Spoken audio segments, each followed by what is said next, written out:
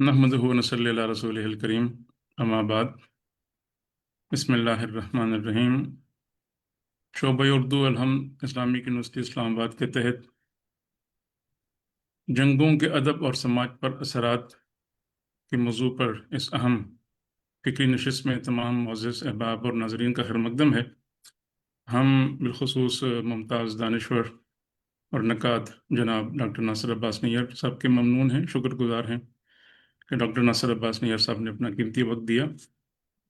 इससे पहले कि मैं डॉक्टर साहब से गुजारिश करूं कि इस मौजू पे तफसीली गुफ्तगू फरमाएँ, चंद डॉक्टर साहब की इजाज़त से चंद इब्तदाई निकात मैं नाज़रीन की खिदमत में रखना चाहता हूँ। जैसा कि आपके इल्म में है, ईरान पर अमेरिका और इसराइल की मुसल्लत करदा जंग जो 28 फरवरी को, और इसको अब 18-19 दिन हो गए हैं, और इसमें दीगर ममालिक भी यानी शामिल हो रहे हैं, और बहुत ज़्यादा यानी इंसानी जानों का ज़िया हो रहा है। जंगों की तारीख का अगर हम देखें तो सूरह मायदा में हाबील और काबील के वाक़े का जिक्र है, और यानी जो मुफस्सिरीन ने इस वाक़े की जो बुनियाद बनी वो हसद का जज्बा यानी दोनों भाइयों के बीच। फिर जब हम यानी अदब का मुताला करते हैं तो होमर की इलियड और ओडेसी जो 8वीं सदी कबल मसीह की जंगों का अहाता करती है। जंगों की वजूहात क्या हैं, तो उसमें यानी जो चंद बुनियादी यानी फैक्टर्स हैं वो सियासी ताकत का हुसूल, मादी वसाइल पर कब्ज़ा, एक इंसानी जो एहसास तफाखुर है, और शख्सी अनाओं की तस्कीन, और जो बाज़ औक़ात ये भी होता है कि महल्लाती साजिशें जो हैं वो इसका जंगें फिर फैल जाती हैं, और जो महल्लाती साजिशें हैं और इसको यानी हक़ व बातिल की जो आवेज़िश है उस हवाले से भी देखा जा सकता है। क्योंकि यानी हुज़ूर सरवर कायनात की जो ग़ज़वात हैं, ग़ज़वात नबवी 28 के करीब, फिर खिलाफत राशिदा में जो जंगें लड़ी गई, फिर करबला का एक अज़ीम शान मुज़ाहमत का इस्तिआरा है हमारे सामने। इसी तरह अगर मजहबी जंगों के तनाज़ुर को देखा जाए तो जो सलीबी जंगें, जो क्रूसेड्स हैं, जो 1096 से शुरू होती हैं 1291 ईस्वी तक, और 20वीं सदी में जो यानी first world war, second world war लड़ी गई, और जो इंसानों का कत्लेआम हुआ, यानी पहली दफ़ा एटम बम गिराया गया हिरोशिमा और नागासाकी पर, और इन दोनों जंगों के अख्तिताम पर एक बहुत बड़ा यानी आलमी इदारा बनाया गया यूएनओ के नाम से, अक़वाम मुत्तहिदा के नाम से। लेकिन वहाँ भी यानी एक इम्बैलेंस ऑफ पावर जो है वो सामने नज़र आता है सिक्योरिटी कौंसिल की सूरत में। जंगों के असरात यानी अदब पर और माशरे पर जो मुहलिक और मनफी असरात हैं, इस पर मुख्तलिफ अदीबों ने लिखा, इसके ख़िलाफ़ भी लिखा, यानी होमर, वर्जिल, दांते, William Shakespeare, Tolstoy, Ezra pound, Sartre, Russell, Edward Said, Noam Chomsky, Najeeb महफूज, बहुत सारे नाम। तक़सीम हिंद और पाक भारत की जो जंगें हैं, खुसूसन जो सकूत ढाका का वाक़या है, तो इस हवाले से भी उर्दू में बहुत सारा लिटरेचर लिखा गया। ये जो मौजूदा आलमी जो मंजरनामा है, इससे जो अस्करी माहिरीन हैं वो ये कह रहे हैं कि एक न्यू वर्ल्ड ऑर्डर भी जन्म ले रहा है, और जो यानी जो एक यूनिपोलर वर्ल्ड है वो यानी अब तब्दील होती जा रही है। तो हम वाक़तन बेहद ममनून हैं नहायत ही मुमताज़ दानिश्वर, नक़ाद और अदीब जनाब डॉक्टर नासिर अब्बास नैयर साहब के कीमती वक्त के लिए। मैं उनकी खिदमत में गुजारिश करूँगा कि जंगों के अदब और समाज पर असरात के हवाले से एक कलीदी गुफ्तगू फरमाएँ। हम जो हमारे नाज़रीन हैं, अहबाब हैं, स्टूडेंट्स हैं, वो हमें कमेंट्स बॉक्स में सवालात भी भेज सकते हैं, अपना फीडबैक दे सकते हैं। और ज़ाहिर है एक बहुत फैला व वसी मौजू है, इस पे यानी एक ही नशिस्त में इसका अहाता करना नामुमकिन है। तो डॉक्टर साहब की कन्वीनियंस के मुताबिक फिर हम इंशाल्लाह कोशिश करेंगे कि इस पर मज़ीद नशिस्तें भी हम रख सकें। मैं डॉक्टर साहब आपकी खिदमत में गुजारिश करता हूँ कि प्लीज़ गुफ्तगू फरमाइए। बिस्मिल्लाहिर्रहमानिर्रहीम। बहुत शुक्रिया डॉक्टर शेर अली साहब, और आपकी यूनिवर्सिटी का शुक्रिया। चंद दिन पहले भी आपने इसी तरह की एक नशिस्त ऑनलाइन रखी थी, जिसमें कई अहले इल्म और ادیب اور دانشوروں کو آپ نے دعوت دی تھی، بالکل اسی جنگ کے حوالے سے جس کا آپ نے تفصیل سے ذکر کیا۔ اس وقت جنگ کو شروع ہوئے 1 ہفتہ تقریباً گزرا تھا، اب یہی جنگ تیسرے ہفتے میں اور اس سے آگے جا رہی ہے۔ اس وقت خیال نہیں تھا کہ یہ جنگ کتنا عرصہ چلے گی، اب بھی یہ معلوم نہیں کہ یہ جنگ کتنا عرصہ چلے گی۔ ویسے تو دنیا میں کوئی بھی جو جنگ شروع ہوتی ہے، شروع کرنے میں تھوڑا بہت اختیار ہوتا ہے کہ کب اور کیسے شروع کرنی ہے، لیکن اس کو ختم کرنے پر ان لوگوں کا بھی اختیار کم رہ جاتا ہے جو وہ جنگ شروع کرتے ہیں یا جن کے خلاف وہ جنگ شروع کرتے ہیں، کیونکہ اس میں اور بہت سی قوتیں شامل ہو جاتی ہیں، بہت سی پیچیدگیاں پیدا ہو جاتی ہیں جن کا پہلے خیال بھی نہیں کیا جاتا۔ اس وقت بھی سب سے پہلے تو اس بات کی مذمت کرنی چاہیے کسی ابہام کے بغیر کہ جو اس وقت امریکہ اور اسرائیل نے ایک ملک پر، ایران پر جو جنگ مسلط کی ہے، یہ جنگ کے وہ جتنے مرضی مقاصد بیان کریں، ان مقاصد کے لیے جتنی مرضی ایک ایسی منطقی زبان استعمال کریں، جتنا اس کو جواز دینے کی کوشش کریں، یہ ایک جارحیت ہے، ایک دوسرے ملک پر ایک غیر آئینی، غیر اخلاقی اور ایک غیر انسانی عمل ہے۔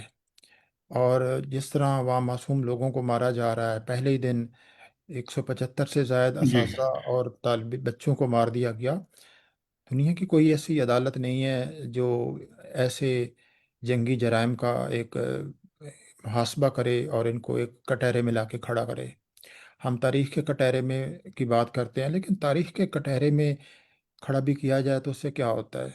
جو مارے گئے ہیں، جو جس تکلیف سے گزرے، اس تکلیف کا ازالہ تو نہیں ہوتا۔ تو بہرحال تاریخ کا کٹہرہ بھی ایک بڑا کٹہرہ میں ماننا چاہیے، اس سے ایک مستقل ایک داغ ان پہ ضرور ایک لگتا ہے ایسے لوگوں پر، لیکن بہرحال ان کی ایسے دوسروں کی جو مصائب ہیں ان کا ازالہ نہیں ہوتا، وہ مصائب کم نہیں ہوتے۔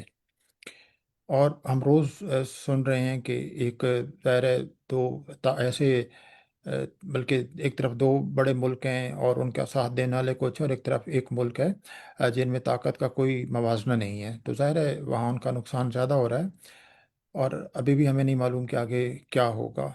تو پہلا تو اس کا ایک مذمت کی جانی چاہیے اور ہر شخص کو اس کی مذمت کرنی چاہیے جو جنگ کی تباہی اور انسانی مصائب کے سلسلے میں اپنے دل میں کوئی بھی ایک جذبہ رکھتا ہے۔ دوسرا، اس موقع پر جب کہ ہم خود اپنی آنکھوں سے ایک بڑی جنگ کو دیکھ رہے ہیں اور ہمیں نہیں معلوم کہ یہ جنگ کتنی مزید پھیلے گی، ابھی بھی یہ کافی ممالک تک پھیل چکی ہے، ایران کے آس پاس کے ملکوں تک پھیل چکی ہے، یورپ کو اس میں شامل کرنے کی کوشش کی ہے، شکر ہے وہ اس کا حصہ نہیں بنا، لیکن ابھی بھی معلوم نہیں کہ یہ جنگ کتنی پھیلے گی۔ تو عین جنگ کے دوران جب ایک پوری جنگ ہمارے سامنے انریول ہو رہی ہے، انفولڈ ہو رہی ہے، تو اس وقت اس موضوع پر گفتگو کرنا کافی ایک مشکل محسوس ہوتا ہے کہ ایک طرح سے ہم اس جنگ کے دکھ میں مبتلا ہوتے ہیں، ہم جیسے لوگ، عام لوگ، ہم صرف جو مارے جاتے ہیں ان کے ساتھ ہمدردی کر سکتے ہیں، جو مارنے والے ہیں ان کے لیے ایک حرف مذمت بول اور لکھ سکتے ہیں، لیکن ہم اور کچھ نہیں کر سکتے، ایک طرح کی بے بسی کی حالت ہوتی ہے۔ تو ایسے میں ایک اس موضوع پر ایک علمی گفتگو کرنا مشکل ہے، لیکن جتنا مشکل ہے اس سے زیادہ کہیں ضروری ہے۔ یہ سمجھنے کی ضرورت ہے کہ جنگیں کیا ہیں، جنگیں لڑی کیوں جاتی ہیں، جنگوں کے اصل مقاصد کیا ہوتے ہیں، اور جنگوں کے جو پیش کردہ مقاصد کیا ہوتے ہیں، اور جنگوں کے اسباب کیا ہیں، اور کیا وہ ایسے اسباب ہیں کہ جن اسباب پر قابو پایا جا سکتا ہے، کیا ایک ہمیشہ کے لیے جنگوں کا خاتمہ ممکن ہے، یا محض ایک خواب اور محض ایک یوٹوپیا ہے۔ اور پھر یہ جنگیں انسانی سماج پر مجموعی طور پر، اس سماج کے طبقات اور افراد پر، اور اس کے علاوہ جنگیں ادب پر کیا اثرات مرتب کرتی ہیں۔ ویسے تو جنگ سے ہر چیز متاثر ہوتی ہے، زمین کا ذرہ ذرہ متاثر ہوتا ہے، اور اس زمین پر رہنے والے تمام مخلوقات متاثر ہوتے ہیں۔ ہم زیادہ انسانوں کا نوحہ پڑھتے ہیں، لیکن جنگ بنیادی طور پر زمین کا نوحہ ہوا کرتی ہے، اور زمین پر بسنے والی تمام مخلوقات کا۔ جنگ کی خبروں میں انسانوں کی اموات آتی ہیں، اور انسانوں کی اموات میں بھی بہت ایک تفریق روا رکھی جاتی ہے۔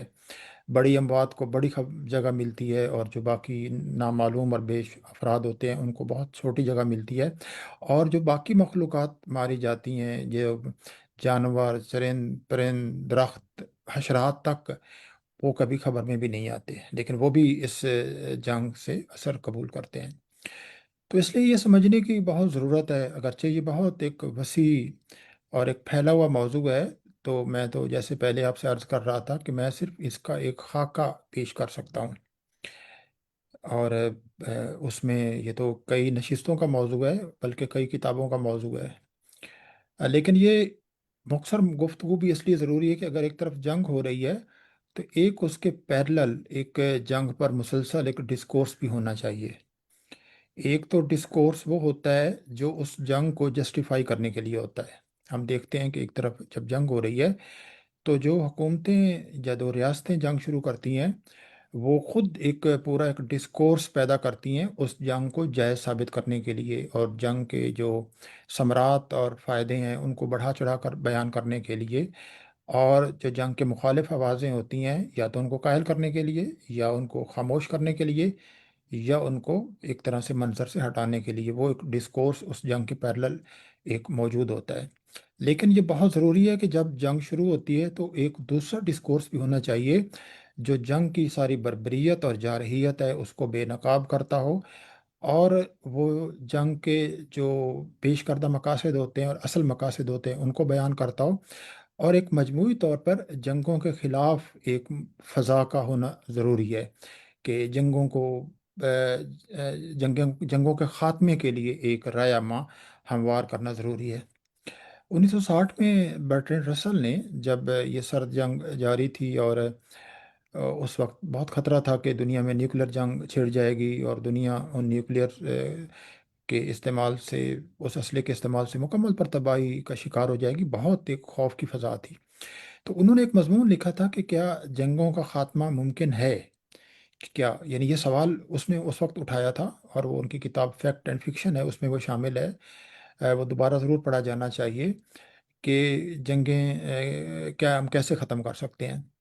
تو انہوں نے یہ لکھا تھا کہ اگرچہ جنگیں 6,000 سال سے ہو رہی ہیں، یعنی جب سے انسانی تہذیب وجود میں آئی ہے، جنگیں تو موجود ہیں، لڑائی جھگڑے موجود ہیں، ڈومیننس اور طاقت، غلبہ، اور دوسروں سے جو ان کے وسائل ہیں ان کا چھیننا، دوسروں سے ان کے علاقے چھیننا، یہ تو مطلب پچھلی انسانی تہذیب کے، بلکہ میں تو یہ کہوں گا جب جس کو ہم انسانی تہذیب کہتے ہیں، انسانی تہذیب کی جو ساری تاریخ پر اگر نظر ڈالیں تو اس میں جنگوں کا بڑا حصہ ہے، اور جنگوں نے انسانی تہذیب کو متاثر بھی کیا، اور جنگی انسانی تہذیب کی ایک خاص سمت بھی مقرر کی ہے۔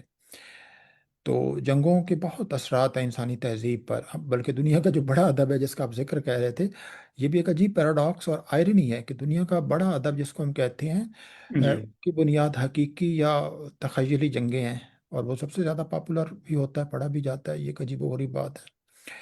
تو اس میں انہوں نے کہا تھا کہ جنگوں کے خاتمے کی ایک ہی صورت ہے، کہ ہم ایک جنگوں کے خلاف ایک رائے عامہ ہموار کریں، یعنی بار بار یہ بات دہرائیں اور لوگوں کو جنگوں کے خلاف ایک جذبات پیدا کرنے کے لیے آمادہ کریں، ایک رائے ہموار کرنے کے لیے آمادہ کریں اس کے لیے۔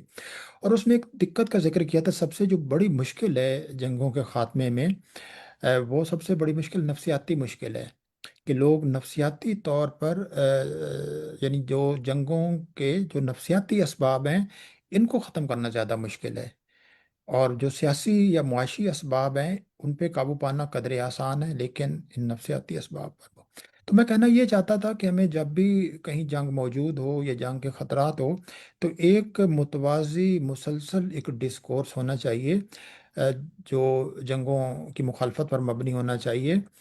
دیکھیں، جنگ اگر کسی مسئلے سے شروع ہوتی ہے تو جنگ اس مسئلے کو بڑھاتی ہے، اس مسئلے کو ختم نہیں کرتی۔ تو انسانوں کے درمیان، ریاستوں کے درمیان، معاشروں کے درمیان جتنے مسائل پیدا ہوتے ہیں، ان مسائل کا حل بالآخر ایک طرح کی گفتگو اور ایک باہمی گفت و شنید سے ہوتا ہے۔ جتنی بھی جنگیں، اب بھی جنگیں جب ختم ہوں گی تو جس دن یہ فریق ایک مذاکرات کی میز پہ بیٹھیں گے تو تبھی ہوں گے نا، تو اگر آپ نے اتنا نقصان کر کے اتنی تباہی اور بربادی لا کر پھر وہی مذاکرات میں بیٹھے، تو کیا انسان اتنا زیادہ باشعور نہیں ہو سکتا مجموعی طور پر کہ وہ جس مسئلے کو بالآخر اس نے ایک مذاکرات کی میز پر حل کرنا ہے وہ پہلے ہی حل کر لے؟ جو بھی مسائل ہیں ان مسائل کو حل کیا جا سکتا ہے۔ کسی ایک شخص کی ایلیمینیشن یا کچھ لوگوں کی جو ایک ان کو منظر سے ہٹانے سے جنگوں کے مسائل میں اضافہ ہوتا ہے، کمی نہیں ہوتی، تو ہم تو یہ سمجھتے ہیں۔ تو آج کی ہماری گفتگو بھی دراصل اسی ایک اس ڈسکورس میں تھوڑا سا حصہ ڈالنے کے لیے ہے۔ تو میں اس گفتگو کو بہت بنیادی سطح پہ شروع کرنا چاہتا ہوں کہ جنگ کیا ہوتی ہے، اور جنگ کی قسمیں کیا ہیں، اور جنگ کے اسباب کیا ہیں۔ تو پہلی اس گفتگو ہماری جو ہوگی ان تین حصوں پر ایک تقسیم ہوگی۔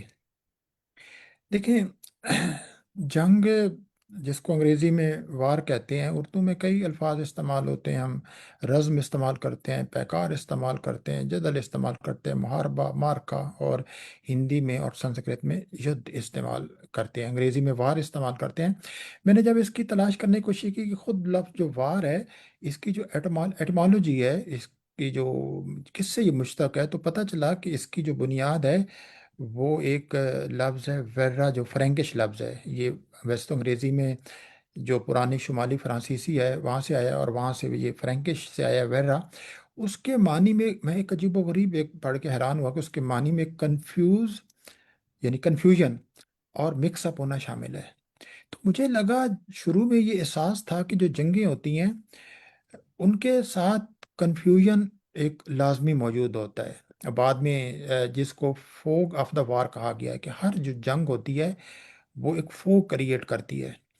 اگرچہ جو یہ فوگ ہوتی ہے وہ جو جنگ شروع کرنے والے ہیں ان کے ذہن میں نہیں ہوتے، ان کے ذہن بہت کیلکولیٹڈ ہوتے ہیں۔ وہ جنگیں سوچ سمجھ کر کی جاتی ہیں، یعنی جنگ ایک طرح سے انسان کی عقل اور ایک جو غیر عقلی عناصر ہیں ان کا ایک بہت ہی عجیب و غریب اور انتہائی مہلک ایک طرح کا اجتماع ہے۔ یعنی جنگ میں عقل کا بہت استعمال ہوتا ہے، یعنی پوری ایک جنگ کی اسٹریٹجی بنائی جاتی ہے، جنگ کی حکمت عملی بنائی جاتی ہے، اور اس پر جنگوں کی جو آرٹ ہے وہ جو سنزو کی کتاب سے لے کر اور پتہ نہیں کتنی کتابیں بے شمار لکھی گئی ہیں جو ملٹری اسٹریٹجی پر لکھی جاتی ہیں، تو وہ پوری کی پوری ایک طرح سے وہ عقل کا استعمال ہے، یعنی جنگ کا پورا علم ہے۔ لیکن دوسری طرف جب جنگ شروع ہو جاتی ہے تو اس میں اس کو جنگ کو جس طرح جاری رکھا جاتا ہے اور جس طرح حملے کیے جاتے ہیں، جتنا اسلحہ استعمال ہوتا ہے اور جس بے دردی سے ہر ایک کو مار دیا جاتا ہے، اور جو طے شدہ ہدف اور دوسرے ہدف ایک سول آبادی پہ جو ہوتا ہے بات، تو اس میں صاف لگتا ہے کہ ایک ریشنیلٹی وہ اس میں ضرور موجود ہوتی ہے۔ اور اس کے علاوہ جس کو فوگ آف دا وار کہتے ہیں، یہ کنفیوژن ہوتا ہے، وہ اس وقت جو لوگ جنگ پر گفتگو کر رہے ہوتے ہیں، یہ جنگ کا جو مشاہدہ کر رہے ہوتے ہیں، ان کے ہاں ان کے ذہن میں ایک فوگ ہوتی ہے کہ یہ جنگ ٹھیک ہے، یہ غلط ہے، وہ کسی نتیجے پہ نہیں پہنچتے، ایک لازمی ایک کنفیوژن جنگ ایک پیدا کرتی ہے۔ کیونکہ جنگ اگر واضح طور پر ایک علاقے پر قبضے، علاقے کے وسائل پر قبضے، اور وہاں کی جو معاشی جو وسائل ہیں ان کو اپنے ملک میں لانے کے لیے جو جنگ کی جاتی ہے، تو یہ ایک واضح مقصد ہوتا ہے، لیکن اس کے سلسلے میں ایک فوگ کریٹ کی جاتی ہے، یعنی اس اصل مقصد کو چھپانے کے لیے، اور فوگ جو کریٹ کی جاتی ہے وہ بہت سی عجیب و غریب ایک جنگ کی ٹرمینالوجی، کبھی آپ جنگی لغت پر دیکھیں تو جنگی لغت بہت ایک کیا کہنا چاہیے، نہایت ایک مبہم ایک لغت ہوتی ہے، اور وہ یعنی بالکل ایسے ہی ہے کہ جیسے آپ وزارت دفاع، بنیادی طور پر وزارت جنگ ہوتی ہے، آپ اس کو وزارت دفاع کہتے ہیں، وہ ساری کی ساری جنگ لڑنے کے لیے وزارت ہوتی ہے، لیکن وہ بھی ایک فوگ ہے۔ تو اس طرح جنگ میں ایک فوگ جو ہوتا ہے، اور جو دراصل اس فوگ میں چاہ کے چیزیں نظر نہ آئیں، لیکن ان کے پاس ایسی بہت سی چیزیں ہوتی ہیں جو جنگ شروع کرنے والے ہوتے ہیں جن کو وہ سب کچھ نظر آ رہا ہوتا ہے۔ تو ایک یہ کنفیوژن اس کا بہت ایک اہم حصہ ہے۔ اب ظاہر ہے، اب باقی تو جنگ کی تعریف بہت آسان ہے کہ جنگ دو گروہوں، دو ریاستوں یا دو قوموں کے درمیان جو ایک اعلانیہ ایک عسکری تصادم ہے، وہ ایک جنگ ہوتی ہے۔ تو اس کو سمجھنا تو مشکل نہیں ہے، لیکن جو پرانی جنگیں تھیں اور نئی جنگیں تھیں ان میں بہت فرق ہے، اور وہ فرق صرف وسائل کے استعمال کا نہیں ہے، وہ جنگوں کے طریقہ کار کا نہیں ہے، اسلحے کے استعمال کا فرق نہیں ہے، بہت سا فرق مقاصد کا بھی ہے۔ تو اس لیے جنگوں کے بہت سے مختلف ایک نظریات وجود میں آئے، تو میں تین چار نظریات کا ضرور ذکر کرنا چاہتا ہوں۔ کچھ نظریات تو ایسے ہیں جنگوں کے سلسلے میں جو پیش کیے جاتے ہیں، وہ بالکل لگتا ہے کہ جیسے کچھ نظریات جو بیوروکریٹک انٹلیکچوئلز ہوتے ہیں وہ بناتے ہیں۔ مطلب ماہرین بھی تو طرح طرح کے ہوتے ہیں نا۔ کچھ ماہرین ہوتے ہیں جو جنگوں کے نظریات بناتے ہیں۔ مثلا ایک نظریہ جس کو ریئلزم کے نام سے پیش کیا جاتا ہے، مجھے لگتا ہے یہ بالکل ایک بیوروکریٹک ایک نظریہ ہے، اس خیال سے یہ بنایا گیا ہے۔ اس کے مطابق چونکہ دنیا جو ہے، جو 8 ارب کے قریب جس کی آبادی ہے، اور 200 سے قریب یا سے زائد کچھ ممالک ہیں، تو ان کے اوپر چونکہ کوئی مرکزی ایک حکومت نہیں ہے، اور بیشتر جو ریاستیں ہیں وہ قومی ریاستیں ہیں، تو ان کے اوپر نہیں ہیں، تو اس سے ایک انارکی پیدا ہونے کا ہر وقت خطرہ رہتا ہے۔ تو لہٰذا جب ایک ریاست کی جو طاقت ہے وہ بڑھ جاتی ہے، تو اس کے قریب کی جو ریاستیں ہوتی ہیں وہ اپنے آپ کو غیر محفوظ محسوس کرتی ہیں، اپنے لیے خطرہ محسوس کرتی ہیں کہ ایک کے پاس زیادہ اسلحہ آ گیا، اس نے زیادہ میزائل ٹیسٹ کر لیے ہیں، تو دوسری ایک خطرہ اور ایک عدم تحفظ محسوس کرتی ہے، تو اس سے جنگ کا امکان بڑھ جاتا ہے۔ وہ کہتے ہیں کہ یہ ایک ریئلٹی ہے، اس ریئلٹی کو قبول کرنا چاہیے۔ لیکن اس نظریے کو ایک چیلنج کیا جا سکتا ہے، کیونکہ اس نظریے میں ایک طرح سے جنگ کا مسلسل جواز موجود ہے، کہ جب تک ہم گویا ایک ایسی دنیا نہیں پیدا کرتے جو بالکل جس پہ ان تمام ممالک کے اوپر ہم نے وہ کر کے بھی دیکھ، جیسے آپ نے یونو کا ذکر کیا، وہ ان کے ایک طرح سے اس کے اوپر ہی ایک اس کا ایک کردار تھا، سب پہ نظر رکھے، لیکن حقیقتاً میں ایسا نہیں ہے۔ تو ہم ایسا انتظار نہیں کر سکتے کہ وہ ایسی کوئی آئے گی اور اس کے بعد یہ انارکی کا جو خطرہ ہے وہ ہوگا، اور جو مختلف ریاستوں کے درمیان جو فرق پیدا ہوتا ہے ایک اسلحے کا یا طاقت کا، وہ نہیں ہوگا۔ تو یہ نہیں۔ تو اصل اس پہ جو تنقید کی جاتی ہے وہ تنقید بہت بنیادی ہے۔ وہ کہتے ہیں کہ جس کو آپ انارکی کہہ رہے ہیں، اصل مسئلہ یہ کہ آپ اس انارکی کو پیدا کیسے کرتے ہیں، یہ اس انارکی کو انٹرپریٹ کیسے کرتے ہیں، اور اس انارکی کو لیتے کیسے ہیں۔ تو جنگ اس سے پیدا ہوتی ہے۔ تو گویا جنگوں کے جو اسباب ہیں وہ زیادہ تر ایک طرح سے کسی بھی صورتحال کو مینوپولیٹ کرنے میں ہے، کہ آپ اس صورتحال کو مینوپولیٹ ہوں کیسے کرتے ہیں۔ دوسرا جنگ کا نظریہ جو میں سمجھتا ہوں بہت ایک ویلڈ نظریہ ہے، وہ ظاہر مارکسزم کا دیا ہوا ہے۔ لینن نے کہا تھا کہ جو جنگیں ہیں یہ ایک طرح کی کیپٹلزم کی انتہا ہے۔ جب سرمایہ دار ممالک جو ہوتے ہیں، جب ان کے اپنے جو مقامی وسائل ہوتے ہیں وہ ختم ہو جاتے ہیں، یا ان کو ناکافی لگتے ہیں، محدود لگتے ہیں، تو وہ نئے وسائل کی تلاش میں دوسرے علاقوں کا رخ کرتے ہیں، دوسرے علاقوں کو اپنی کالونیز بناتے ہیں، اور وہاں کے جو وسائل ہوتے ہیں وہ اپنے ملک میں منتقل کرتے ہیں، منڈیوں پر قبضہ کرتے ہیں، ان کی تمام چیزوں کا ایک طرح سے استحصال کرتے ہیں، اور پھر بے تحاشا اسلحہ بناتے ہیں، اور اسلحہ بنانے والی جو کمپنیز ہوتی ہیں وہ اپنے اسلحے کو بیچنے کے لیے جو مختلف ملکوں کے درمیان اختلافات ہوتے ہیں ان کو بڑھاتی ہیں، اور اس کے نتیجے میں جنگیں شروع کرواتے ہیں۔ تو میرا خیال ہے یہ ایک بڑا ایک ویلڈ ایک ہے کہ جو جنگ اور سرمایہ داری کا بہت ایک گہرا تعلق ہے، یعنی آپ کہہ سکتے ہیں کہ جنگ اور سرمایہ دارانہ معیشت کا بہت ایک گہرا ایک تعلق ہے۔ اور پچھلی اگر جنگوں پہ اگر آپ نظر ڈالیں، ان تاریخ پر نظر ڈالیں، تو جو بڑی جنگیں نظر آتی ہیں تو ان کے پیچھے ان کے وسائل اور ان کے علاقوں کو پر قبضہ تھا، اور اپنے ملک میں ان کے وسائل کو کرنا تھا، یا ان کو وہاں کی جو منڈیاں، مطلب ابھی بھی جو وینزویلا میں جو کچھ ہوا ہے، یا اس وقت جی بھی جو ایران کی جنگ میں ایک جی بڑا جی جو ہے وہ آپ کو تیل بہت ایک اہم فیکٹر، اور پورا مڈل ایسٹ اگر آگ میں جل رہا ہے تو اس آگ کا سبب یہاں کا تیل ہے۔ اگر یہاں نے تیل کے ذخائر اور یہ ریسورسز نہ ہوتے تو مڈل ایسٹ کی یہ حالت نہ ہوتی۔ تو لہٰذا ایک یہ ہم کہہ سکتے ہیں کہ جو سرمایہ دار ملک ہوتے ہیں وہ ان کے لیے۔ اب یہ دو بڑے نظریات، اب اس کے بعد جنگوں کی بے شمار قسمیں، جب ہم لفظ جنگ استعمال کرتے ہیں تو اس سے مراد ایک طرح کی جنگ نہیں ہوتی، جنگیں کئی قسم کی ہوتی ہیں۔ ایک تو ہوتی ہیں جو بہت ایک کمپلیٹ وار، جو مکمل جنگیں ہوتی ہیں، جیسے دو ورلڈ وار 1 اور ورلڈ وار 2 تھی، مکمل جنگیں تھیں۔ باقی کچھ محدود جنگیں ہوتی ہیں جن میں محدود استعمال ہوتا ہے، کبھی کبھی جس طرح کی ابھی ہم کہہ سکتے ہیں کہ پاکستان اور افغانستان کی جو جنگ ہو رہی ہے محدود ہے۔ پھر سرد جنگ ہوتی ہے کہ جب آپ اسلحہ استعمال نہیں کرتے، جاسوس استعمال کرتے ہیں، پروپیگنڈا استعمال کرتے ہیں، اور آئیڈیالوجیز استعمال کرتے ہیں، وہ ہوتی ہے۔ اسی طرح کسی ملک کے اندر سول وار ہوتی ہے، گوریلا جنگ ہوتی ہے، پراکسیز وار ہوتی ہیں کہ آپ کی جنگ کوئی دوسرے لڑتے ہیں۔ اسی طرح ایک معاشی جنگ ہوتی ہے کہ آپ اپنی ایسی پالیسیاں بناتے ہیں، جس طرح یعنی باقاعدہ اس جنگ سے پہلے جی جو ایران کے خلاف جنگ تھی وہ ایک معاشی جنگ تھی، کہ آپ نے ان پہ پابندیاں لگائی ہوئی تھیں، وہ بالکل ایک جنگ کی ایک حالت تھی ان کو برباد جی کرنے کے لیے۔ इसी तरह दो और जंगों का बड़ा जिक्र करना चाहिए जंगों की तारीख में। एक तो है जिसको हम कहते हैं इंडिपेंडेंस वार, जो आज़ादी जी के लिए लड़ी गई जंगें, जिस जी हमारे यहाँ 1857 में लड़ी गई जंग थी। और या मतलब 1947 का वो जंग तो नहीं थी वो, और लेकिन उसके फसादात जो वो हुए, जी या 1971 की जो बांग्लादेश जिसको अपनी कहता है, और बाकी दुनिया के बहुत एशिया अफ्रीका में बहुत से मुल्कों ने आज़ादी की जंगें लड़ी, अल्जीरिया ने लड़ी। और दूसरी जो जंगें जिनका आपने भी जिक्र किया, जिनको हॉली वार्स कहते हैं, जो एक मजहबी और एक सेक्रेड जंगें होती हैं जो मज़हब के नाम पे लड़ी जाती हैं। लेकिन कई लोगों का ये कहना है कि जिनको ये तमाम जो जंगें हैं, सिवाय आज़ादी की जंगों के, जो बाकी जितनी जंगें हैं मजहबी जंगें समेत, इनमें उनका जो बुनियादी मकसद होता है वो गलबा होता है। और गलबा कौन सा होता है? सियासी गलबा, और उनके मुआशी गलबा, और उनके वसाइल को अपने इख्तियार में लाना। और उसमें तो उन वसाइल को लाने के लिए बहुत सी चीज़ों का इस्तेमाल किया जाता है, बहुत से नज़रियात का इस्तेमाल किया जाता है, तो मज़हब का भी इस्तेमाल किया जाता है।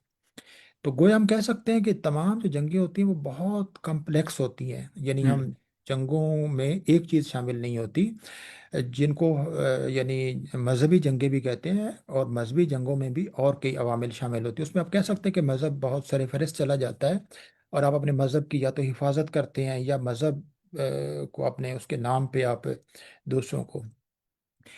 अब मजहबी जंगें हों, या हम कह रहे हैं कि इसके अलावा जंगें हों, गैर मजहबी जंगें हों, उन जंगों में दो तीन चीज़ें बहुत नुमायाँ नज़र आती हैं। कि वो ये है कि आप जिसके खिलाफ जंग लड़ते हैं, जिसको आप यानी जंग लड़ने वाला गालिब आना चाहता है, डोमिनेट करना चाहता है, हर एतबार से डोमिनेट करना चाहता है, फिजिकली डोमिनेट करना चाहता है, असले के एतबार से डोमिनेट करना चाहता है, मईशत के एतबार से डोमिनेट करना चाहता है, ताकत जो पॉलिटिकल पावर है उसके लिहाज से डोमिनेट करना चाहता है।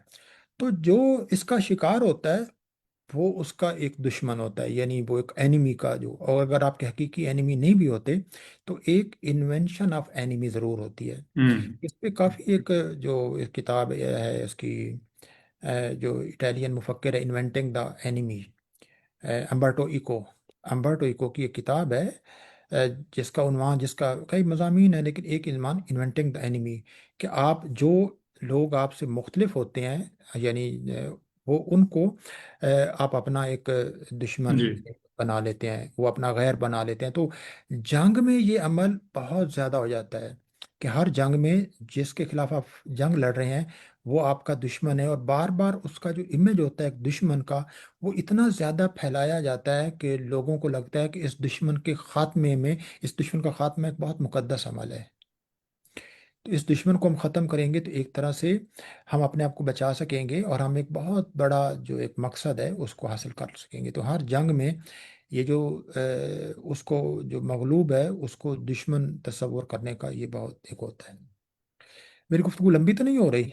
नहीं नहीं नहीं जी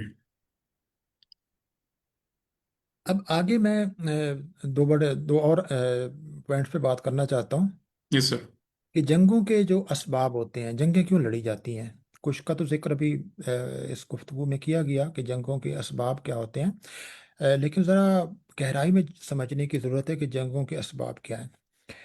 इस सिलसिले में दो नज़रियात हैं। एक नज़रिया ये है कि जंगों के जो असबाब हैं वो इतने हकीकी हैं और इतने बुनियादी हैं कि इनका खात्मा मुमकिन नहीं है। जंगें नागुज़ीर हैं, यानी पहला इसके हवाले से ये है कि जंगें नागुज़ीर हैं।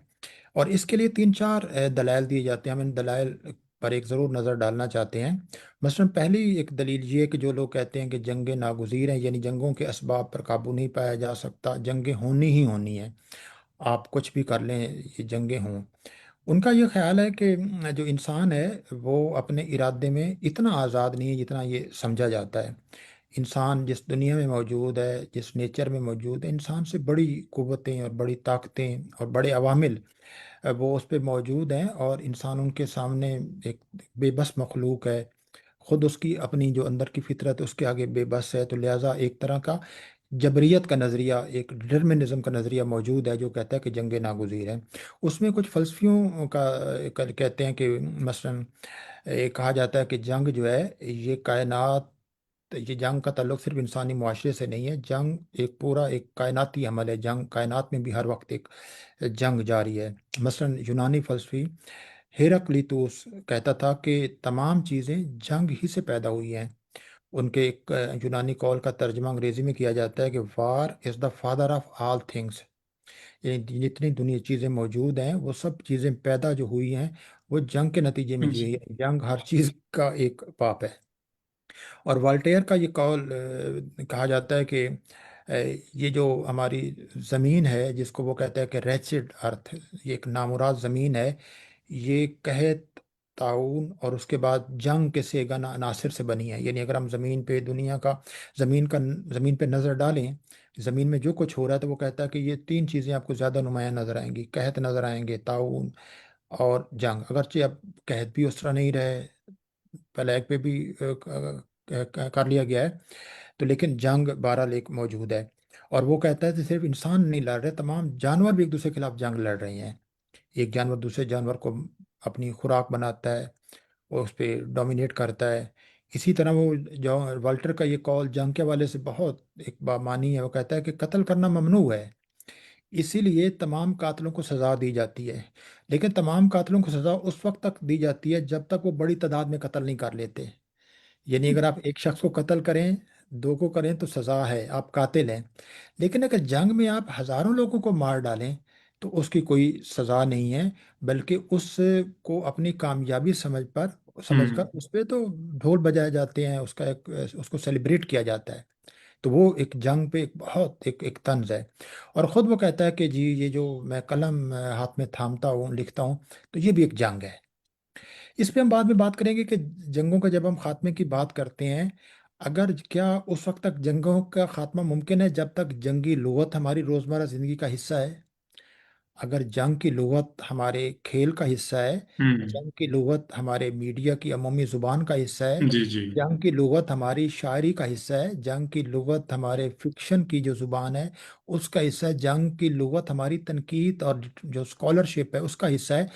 यानी जंग की जो लिसानी अलामतें अगर जा बजा और हर वक्त मौजूद हैं, हम इस्तेमाल करें, तो क्या हम लाशऊरी तौर पर जी। उन अलामतों से असर नहीं कबूल कर रहे?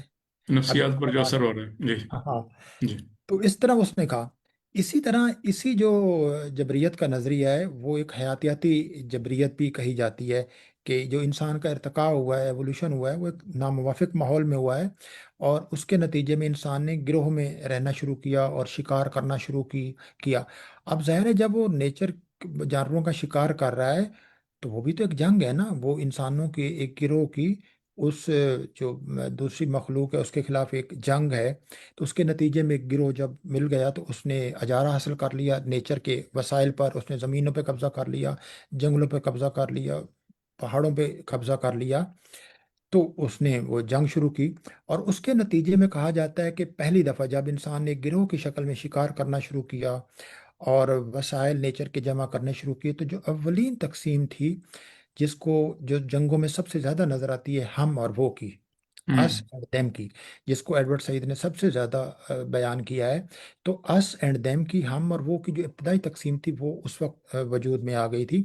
और एक कबीले ने अपनी शनाख्त दूसरे कबाइल से पहले, यानी इंसान ने नेचर के खिलाफ जंग लड़ी, उसके बाद अपने जो दूसरे लोग थे उनके साथ मुसाबकत का जज्बा पैदा हुआ, उनके खिलाफ जंग लड़ी। तो वो जो कबाइल वजूद में आए और उन्होंने एक अपनी अलग शनाख्त बनाई दूसरे कबाइल से अलग। यहाँ अगर आप देखें तो इस नज़रिए को जो थ्योराइज किया सबसे ज़्यादा हमारे यहाँ इब्ने खल्दून ने। इब्ने खल्दून का अगर आप मुकदमा पढ़ें तो उसमें एक जी नज़रिया मिलता है जिसको मगरिब में भी बहुत मतलब बहुत ज़ेर बहस लाया जाता है, असबियत का नज़रिया। अगर और ख़ुद वो असबियत के सिलसिले में भी कहता है कि असबियत का ताल्लुक कबीले के साथ होता है, नस्ब के साथ होता है। और वो तो अरबों में ज़ाहिर है उसके सामने अरब मुआशरा था, तो उनके यहाँ ये था, और वो असबियत उनके एक इज्तमाही बका का एक असूल थी। तो कबीला जब तक एक बाहमी असबियत रखता था उस वक्त तक वो महफूज रहता था, वो एक آپس میں ایک جذباتی تعلق میں رہتا تھا، اور اس کے اندر بہت سی ویلیوز پیدا ہوتی تھی، جن میں سب سے بڑی ویلیو یہ شجاعت کی ویلیو تھی، یعنی بہادری اور شجاعت کی قدر تھی، اثار تھا، قربانی تھی، جو بڑے لوگ اپنے سردار تھے قبیلے کے، ان کی اطاعت کرنا، وہ اس سے پیدا ہوا، اور وہ یہ ساری صفات پیدا ہوئیں۔ اور ایک دلچسپ بات اس نے لکھی ہے، یہ اسی کا میں آپ کو اردو ترجمہ سنا رہا ہوں، ابن خلدون کا۔ وہ کہتا ہے کہ وہ وحشی قبائل جو، یعنی بدو تھے، جو صحرا میں رہتے تھے، صحرائی زندگی کے، دیگر اقوام سے شجاع ہوتے ہیں، بہادر ہوتے ہیں، اور دوسری اقوام پر غالب آ کر ان کے مقبوضات کو داب بیٹھتے ہیں۔ جنگوں کی تاریخ میں آپ جب بھی دیکھیے، اگر آپ جنگوں کی تاریخ پر ایک نظر ڈالیں، تو ہم بہت کہتے ہیں کہ منجو دڑو اور ہڑپا کی تہذیب تھی، یہ تباہ ہو گئی، میسوپوٹیمیا کی طاقتور تہذیب تھی، تباہ ہو گئی، بعد میں چنگیز خان نے، ایک آدمی گھوڑے پہ بیٹھا اٹھا اور اس نے ایک دنیا کی جو بہت مہذب سلطنتیں تھیں ان کو کیا، اور خود مسلمان وہاں سے نکلے اور انہوں نے یورپ، ایشیا، افریقہ، مطلب کون سے ملکوں کو فتح نہیں کیا۔ اگر آپ اس میں دیکھیں تو جو، اور یہ ابن خلدون بھی کہتا ہے کہ جب شہر بس جاتے ہیں، سلطنتیں وجود میں آ جاتی ہیں، اور وہاں علوم و فنون پیدا ہو جاتے ہیں، تو وہ ایک طرح سے کمزور ہو جاتی ہیں قومیں۔ تو ان قوموں کو فتح کرنا، وہ قبائل جنہوں نے ایک صحرائی زندگی بسر کی ان کے لیے آسان ہوتا ہے، وہ زیادہ ایک طاقتور ہو جاتے ہیں۔ تو جنگوں کی تاریخ میں یہ ضرور نظر آتا ہے کہ وہ تعداد میں کم بھی ہوتے ہیں، وہ گھوڑوں کی پیٹھ پر بیٹھ کے آتے ہیں اور بڑے بڑے سلطنتوں کو وہ کر لیتے ہیں۔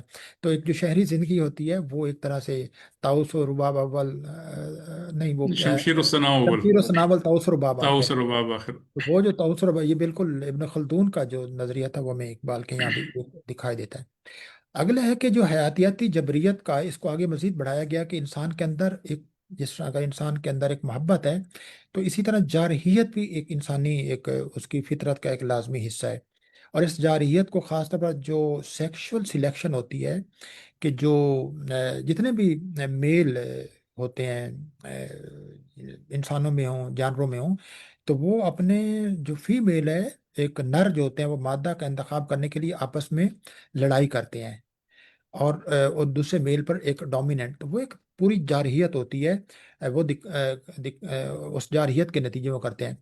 اور آپ دیکھیے کہ یہ جو نظریات ہیں، اگر آپ اپنے اپنے شروع میں ذکر کیا ہومر کی جی آڈیسی اور ایلیڈ کا، تو ان میں بھی جو اب آرڈیسی کو اگر آپ دیکھیں، تو اس میں آڈیسس کی جو بیوی پینی لوپ ہے، اس کو کئی لوگ حاصل کرنا چاہتے ہیں۔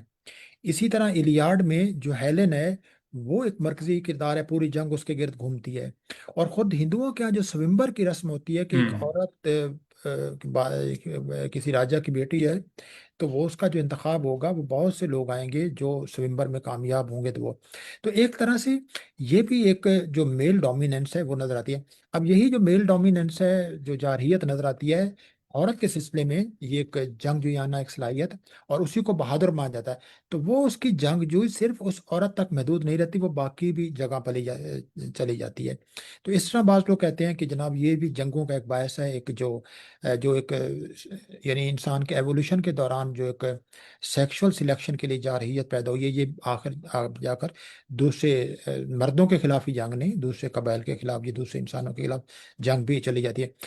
اب آپ دیکھیے کہ تھوڑا سا اس کو دیکھیے، ایپسٹین فائلز کے ساتھ ملا کر دیکھیے، تو آپ کو ہوں لگے گا کہ کہیں نہ کہیں ایک نفسیاتی عنصر یہاں بھی ایک کام کر رہا ہے، یعنی ایک وہ جو جنس جی کا ایک عمل ہے وہ آپ کو یہاں بھی نظر آتا ہے۔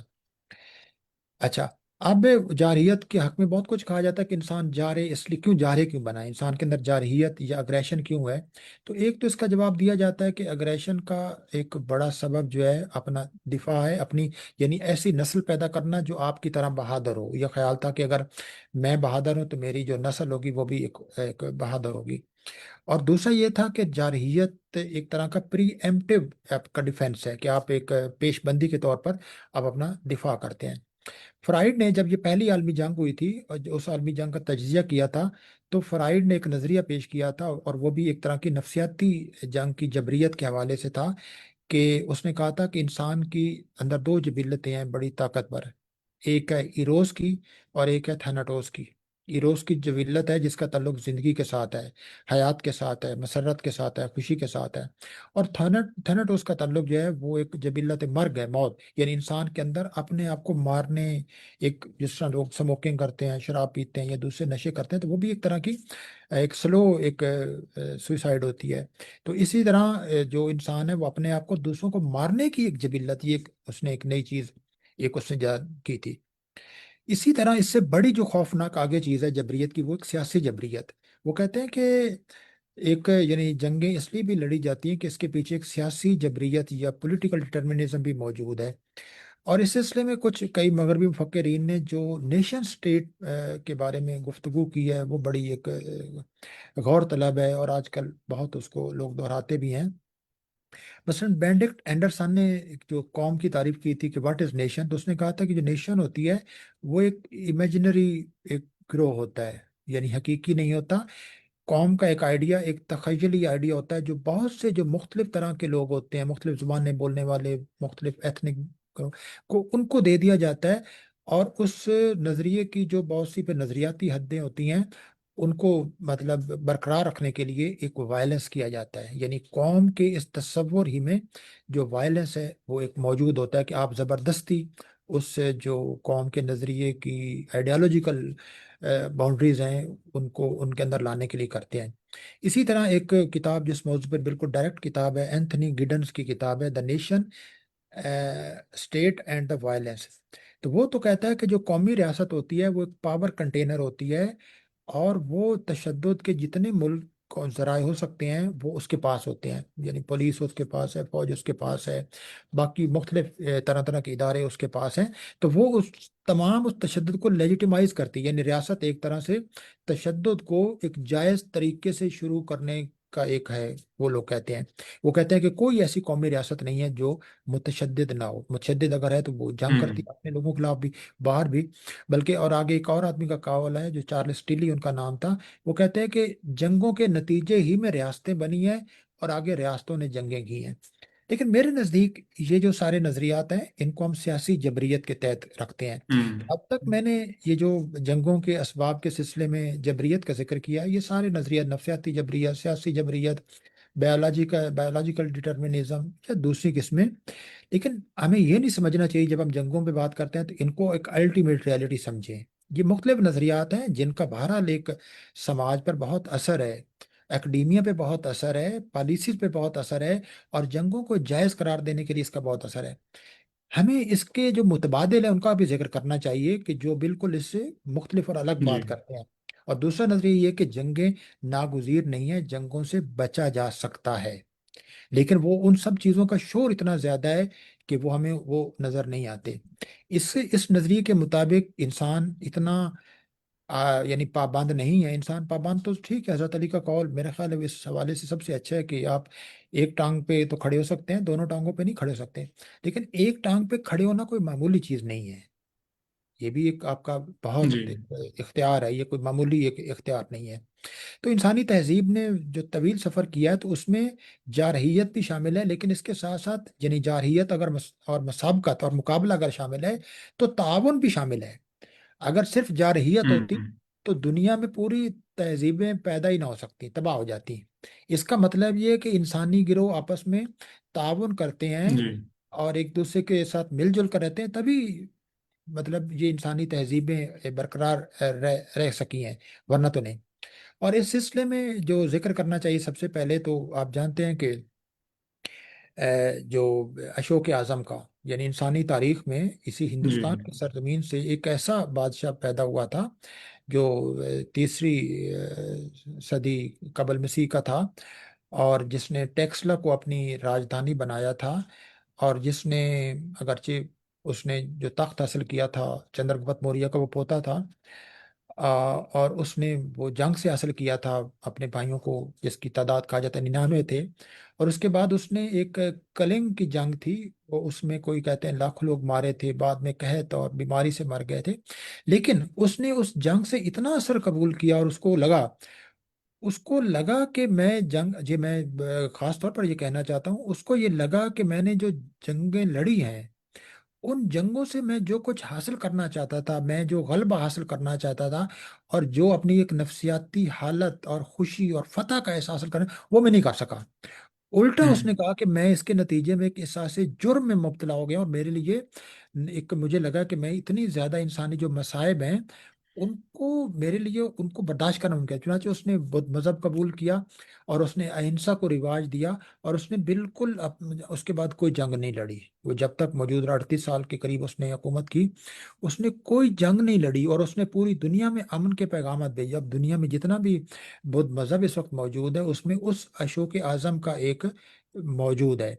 तो हमें ये मानना चाहिए कि इंसानी तारीख में एक मुतबादिल, कि जिसने जी। एक बादशाह ने बकायदा जंग के तजर्बे से सीखा कि जंग से जो हमारी तवक्कुआत होती हैं वो हमें हासिल नहीं होती, और जंगों से बचा जा सकता है। और दूसरा एक नज़रिया है जिसका जिक्र करने की ज़रूरत है, वो चीनी जो मुफक्किर थे, जो दाओ दे चिंग दाओ दे चिंग के जो मुसन्निफ हैं, लाओजी भी पढ़ा जाता है। तो उसने ये पेश किया था कि हमें फितरी तरीके से जीना चाहिए, और जो अग्रेशन है इसको ख़त्म कर देना चाहिए। और मेरा ख्याल है जहां भी दुनिया में जंगें लड़ी जाती हैं तो लाओत्ज़े को जरूर पढ़ा जाना चाहिए। और उसका जो नजरिया वू वी का नजरिया था, कि जिसका मतलब था कि आप जारहाना अंदाज मत इख्तियार करें। अगरचे वो जंगों का मुकम्मल मुखालिफ नहीं था, वो ये था कि अगर जंग नागुजीर हो जाए और उसके बाद ना हो, तो फिर आप एक बहुत मोहतात होकर जंग लड़ें। लेकिन वो बुनियादी तौर पर जंगों के हक में नहीं था। मैं तीन चार, और ज़ाहिर है मगरब में अगर आप देखें तो थॉमस हाबिस जो है, उनके नज़रियात, और नीत्शे के, और खुद फोको का ताकत के जी। नज़रियात, ये सब एक तरह से जंगों को एक तरह के नागुज़ीर करार देने के लिए हैं। ये तीन चार मैंने लाइनें मुंतखब की थी इस टेक्स्ट से, जो इस मौके पे मेरा ख्याल है बहुत एक मुनासिब होंगी। जी। उसने कहा था कि जंगों के बाद तवील कहत आते हैं, यानी जंगें सबसे ज्यादा मईशत को मुतासर करती हैं। जहाँ जंगें होती हैं वहाँ जरूर एक मुआशी हालत उनकी बर्बाद। और हम देखते हैं कि पूरी दुनिया जी। एक मुआशी बहरान में अगर शिकार है, तो इसमें कोई शक नहीं, अगर एक मुल्क मुआशी फवायद हासिल कर रहा है, तो दुनिया के बेशुमार मुल्क अपनी जो मुआशी हालत है उसकी तबाही का एक तजर्बा कर रहे हैं। और उसने कहा था कि हथियार, जो जंगी हथियार हैं, ये एक नामुबारक आलात हैं। ऐसे आलात हैं जो मतलब जिनको जी। अच्छा नहीं कहा जा सकता। और कहता है तमाम मखलूकात इनको नापसंद करती हैं, जानवर भी इनको नापसंद करते हैं। छुरी, कांटे, खंजर, बंदूकें, बम, इनको कोई भी पसंद नहीं करता। और उसने कहा था कि अमन और खामोशी को तरजीह दी जानी चाहिए, फतह का कसीदा नहीं पढ़ा जाना चाहिए। वो जो फतह का कसीदा पढ़ता है यानी जंग में, वो इंसानों को ज़बह किए जाने की रग़बत रखते हैं। जो इंसानी कत्ल की रग़बत रखते हैं, वो दुनिया में भी अपने मकासद को नहीं पहुंच सकते। तो आप देखते हैं कि और उसने ये कहा था कि जो आदमी मुतशद्दिद इरादा रखता है, उसकी मौत कभी फितरी नहीं होती है। यानी जो हम्म। जंगियाना ख्यालात हम्म। रखता है, वो कभी फितरी जी। उसकी मौत नहीं होती। अगरचे इसी सन तzu जो था वो 5वीं सदी का था, ये 6ठी सदी कबल मसीह का था। उसने आर्ट ऑफ वार पे पूरी ये किताब लिखी और जंग लड़ने के असूल लिखे, और वो जंगों का अगरचे मकसद और मफहूम उसने वसी कर दिया। लेकिन मैं कहना ये चाहता था कि अहिंसा का नजरिया हो, जिसको मतलब ये कि वहां से अशोक से लेकर गांधी तक, और उसके बाद मार्टिन लूथर किंग जूनियर तक, और हम्म। जी। नेल्सन मंडेला तक जिन लोगों ने किया और उसको बकायदा इसको इस्तेमाल भी किया, तो हमें जो तमाम जंगें हैं, उनके मुकाबले में ये जो एक मुतबादिल एक नजरिया है, उसको हमें जरूर एक सामने रखना चाहिए। मुझे अब थोड़ा सा 1 मिनट का वक्फा दें, मैं अब आप इतनी देर में कुछ, जी। जी। क्योंकि 1 घंटा मैंने मतलब मुझे लगता है मैंने गुफ्तगू कर ली है। नहीं आप सर, बोर अभी तो नहीं। नहीं हुए? नहीं, हैं जी? मैं बहुत अहम गुफ्तगू सर, और हम भी, और मैं खुद भी, और तमाम अहबाब बहुत तवज्जो से सुन रहे हैं। जी। अच्छा अच्छा, पता नहीं अब काम की बात कोई कही है कि नहीं, मैं जो भी बहुत बात। अहम सर, बहुत, यानी, और आप बहुत एक वसी तनाजुर के साथ आप बयान कर रहे हैं तमाम जो, एक कह लीजिए कि फिलोसॉफिकल पर्सपेक्टिव में। जी सर। जी, अगला मौजू है कि ये जंगों के जो असरात हैं, अभी तो हमने जंगों के असबाब पे बात की, तो जंगों जी। के असरात समाज पर और अदब पर बहुत होते हैं। देखिए, जंगों पर समाज का सबसे जो बड़ा असर होता है, वो, उसको अगर मैं ये कहूँ तो वो तकसीम होता है। हर जंग जो है वो बुनियादी तौर पर तकसीम करती है। یعنی اس سے پہلے دنیا اتنی تقسیم نہیں ہوتی جتنی ہر جنگ کے بعد وہ تقسیم ہوتی ہے. ویسے تو دنیا کی جو تمام قومی ریاستیں ہیں ان کے درمیان ایک فرق موجود ہوتا ہے. ہر قومی ریاست کے جو تصورات ہوتے ہیں، اس کی جو تہذیب ہوتی ہے، اس کا کلچر وہ دوسروں سے مختلف ہوتا ہے. وہ اور اس کی بقا کے لیے وہ کوششیں بھی کرتا ہے. ایک فرق تو موجود ہوتا ہے، لیکن جنگوں کے درمیان ایک اور تقسیم وجود میں آ جاتی ہے. اور ہم اور وہ کی جو ہم نے شروع میں ذکر جی کیا تھا، بہت ایک تقسیم آ جاتی ہے. اور جو جنگ شروع کرنے والا ہے وہ اپنے آپ کو ہم ڈکلیئر کرتا ہے، اپنی فتح چاہتا ہے اور اس فتح کے شادیانے چاہتا ہے، اپنے حق میں بہت سے لوگوں کو کرتا ہے، پوری دنیا کو کرتا ہے، کبھی ڈرا کر کبھی کچھ کر کے. اور اس کے بعد وہ ایک دنیا پر ایک نیا اخلاقی نظام، نیا قانونی نظام، نیا معاشی نظام، نیو ورلڈ آرڈر جس کو آپ نے کہا تھا، وہ ایک نافذ کرنے کی ایک کوشش کرتا ہے. اور اسی طرح جو آپ دیکھتے ہیں کہ جنگوں کے زمانے میں جو تقسیم ایک اور بھی آ جاتی ہے جس کو ہم کہتے ہیں کہ بہت سے لوگوں کی جو نظریاتی تقسیم ہوتی ہے. اس جنگ میں بھی ہم نے دیکھا کہ آپ اگر آپ سوشل میڈیا پہ دیکھیں تو آپ کو سب سے زیادہ تقسیم نظر آئے گی. ایک یعنی جس کو ہم کہہ رہے تھے کہ ایک ملک نے جارحیت کی ہے، آپ کو اس جارحیت والے ملک کے حق میں بہت سی آوازیں نظر آئیں گی. جس کو ہم کہتے ہیں کہ دوسرے ملک کے ساتھ ناانصافی ہو رہی ہے اور اس پہ ایک جنگ مسلط کی گئی ہے، اس کے خلاف آپ کو بہت سی نظر آئیں گی. تو ایک طرح کی جو نظریاتی تقسیم اور ایک نظریاتی قسم کی جو ایک فرقہ واریت ہے وہ ایک پیدا ہو جاتی ہے. اور لوگ یعنی ایک تو جنگ وہاں جاری ہوتی ہے جو اب تو وہ خیر میدانوں میں جنگ نہیں ہوتی، لیکن وہ جو آسمانوں سے میزائل گرنے والے ہیں، جنگ وہاں ہوتی ہے. اور ایک جنگ، اس جنگ پہ جو گفتگو کرنے والے لوگ ہوتے ہیں ان کے درمیان جنگ جاری ہوتی ہے. وہ ایک تقسیم موجود ہوتی ہے، وہ آپس میں لڑ رہے ہوتے ہیں اور وہ لفظوں کی گولہ باری کر رہے ہوتے ہیں، ایک دوسرے سے شدید اختلاف کر رہے ہوتے ہیں. اور اس میں جو جنگ میں ایک نظر آنا چاہیے کہ ایک حالانکہ جنگ میں یہ مسئلہ اتنا مشکل نہیں ہوتا کہ ظالم کون ہے مظلوم کون ہے، حق پر کون ہے باطل کون ہے، کس نے ناانصافی کی ہے اور کس نے جارحیت کی ہے اور کون اس جارحیت کا نشانہ بنا ہے اور کون ناانصافی کا نشانہ بنا ہے. یہ بالکل اتنا یہ پیچیدہ مسئلہ نہیں ہوتا. لیکن ایک جو میں نے شروع میں کہا تھا کہ ایک فوگ آف وار پیدا کی جاتی ہے، اس فوگ آف وار کو بنیاد بنا کر یا اس کے نتیجے میں لوگوں کے درمیان یہ ایک تقسیم ہو جاتی ہے. تو اس سے جو یہ حق اور باطل کا بالکل اور ہو جاتا ہے. ایک ہمارے لیے جس کو ہم حق سمجھتے ہیں کہ یہ وہ دوسروں کے لیے باطل ہوتا ہے، جو جس کو وہ باطل کہتے ہیں وہ ہمارے لیے ایک حق ہوتا ہے. تو یہ ایک جو بہت تقسیم آ جاتی ہے اس کا بہت ہوتا ہے. اسی طرح جنگوں کے جو ظاہر ہے معاشی سب سے زیادہ تو اثرات ہوتے ہیں کسی سماج پر، وہ بہت گہرے ہوتے ہیں. پھر جنگوں کے نفسیاتی اثرات بہت ہوتے ہیں. میرا نہیں خیال کہ جس زمانے میں جنگ ہو رہی ہو اس زمانے کے لوگ نفسیاتی طور پر صحت مند ہوتے ہیں. ہم جب بہت سی موت کی خبریں دیکھتے ہیں، ہم ہوں اپنے آپ کو بے بسی میں محسوس کرتے ہیں. تو آپ ہم بالکل ایک نارمل انسان کی طرح نہیں رہ رہے ہوتے. اور ہم جیسے لوگ، عام لوگ جو ہوتے ہیں، وہ تو بے بسی کی ایک انتہا پر ہوتے ہیں. ہم کچھ بھی نہیں کر سکتے. ہم اپنے آپ کو نوچ سکتے ہیں، اپنے آپ کو برا بھلا کہہ سکتے ہیں، اپنی ملامت کر سکتے ہیں اور ان کو برا بھلا کہہ سکتے ہیں. لیکن ہم ایک عجیب بے بسی کی حالت کہ آپ کے سامنے جب ہزاروں لوگوں کو اتنا جی مار دیا جاتا ہے، بچوں کو مار دیا جاتا ہے، معصوم بڑوں بچوں کو مار دیا جاتا ہے، اور تو اس کے بعد جو بچ جاتے ہیں، جو زخمی ہو جاتے ہیں، زخمیوں کی حالت اس سے بھی خراب ہوتی ہے، تو ہم کچھ بھی نہیں کر سکتے. تو یہ بہت گہرے نفسیاتی اسباب ہوتے ہیں جو آپ کہہ سکتے ہیں کہ جنگ ایک ٹراما پیدا کرتی ہے، ایک صدمہ ایک پیدا کرتی ہے جس سے نکلنا آسان نہیں ہوتا. اس طرح سیاسی تو آپ دیکھتے ہی ہیں کہ تمام ملکوں کی جو سیاست ہے وہ متاثر ہوتی ہے.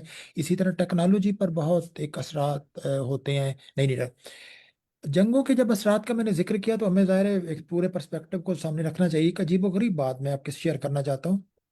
دنیا میں جتنی بھی جنگیں لڑی گئی ہیں، انہوں نے ظاہر ہے جن لوگوں نے جنگیں لڑی، جن ملکوں نے یا جن گروہوں نے جنگیں لڑی، انہوں نے ظاہر ہے فائدے بھی بہت اٹھائے دوسروں کے یعنی ان کی.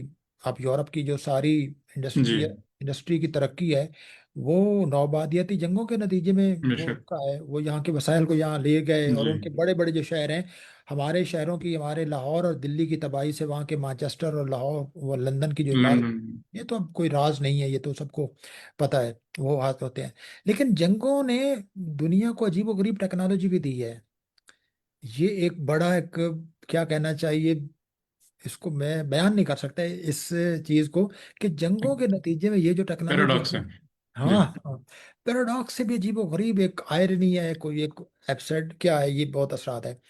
مثلا jet engine, radar, electronic computer جو میں بھی اور آپ استعمال کر رہے ہیں، internet, GPS، walkie talkie, digital photography, blood bank, stainless steel जिससे वो सर्जरी के आलात बनाए गए, duct tape, microwave oven, ultrasound, super glue, nylon, wrist watch, jeep जो सड़कों पे दौड़ती है, और सिंथेटिक रबर और बेशुमार चीजें जंगों के नतीजे में इजाद हुई हैं। इन्वेंशन, और पेंसिलिन जो मास प्रोडक्शन में पेंसिलिन की थी, वो भी जंगों के नतीजे में। तो जंगों के जो, अब जब समाज समाज पे हम असरात करते हैं, लेकिन मैं इस पे जरूर कहना चाहूंगा कि ये बात जंगों के हक में कहने के लिए नहीं कही गई। जी अब जंगें जो कि इंसानों के लिए एक सफरिंग्स लाती हैं, एक तो उसके नतीजे में, मतलब जैसे ब्लड बैंक कायम किए गए, उन सफरिंग को महसूस ज्यादा शिद्दत से किया गया, आम हालात में नहीं किया गया।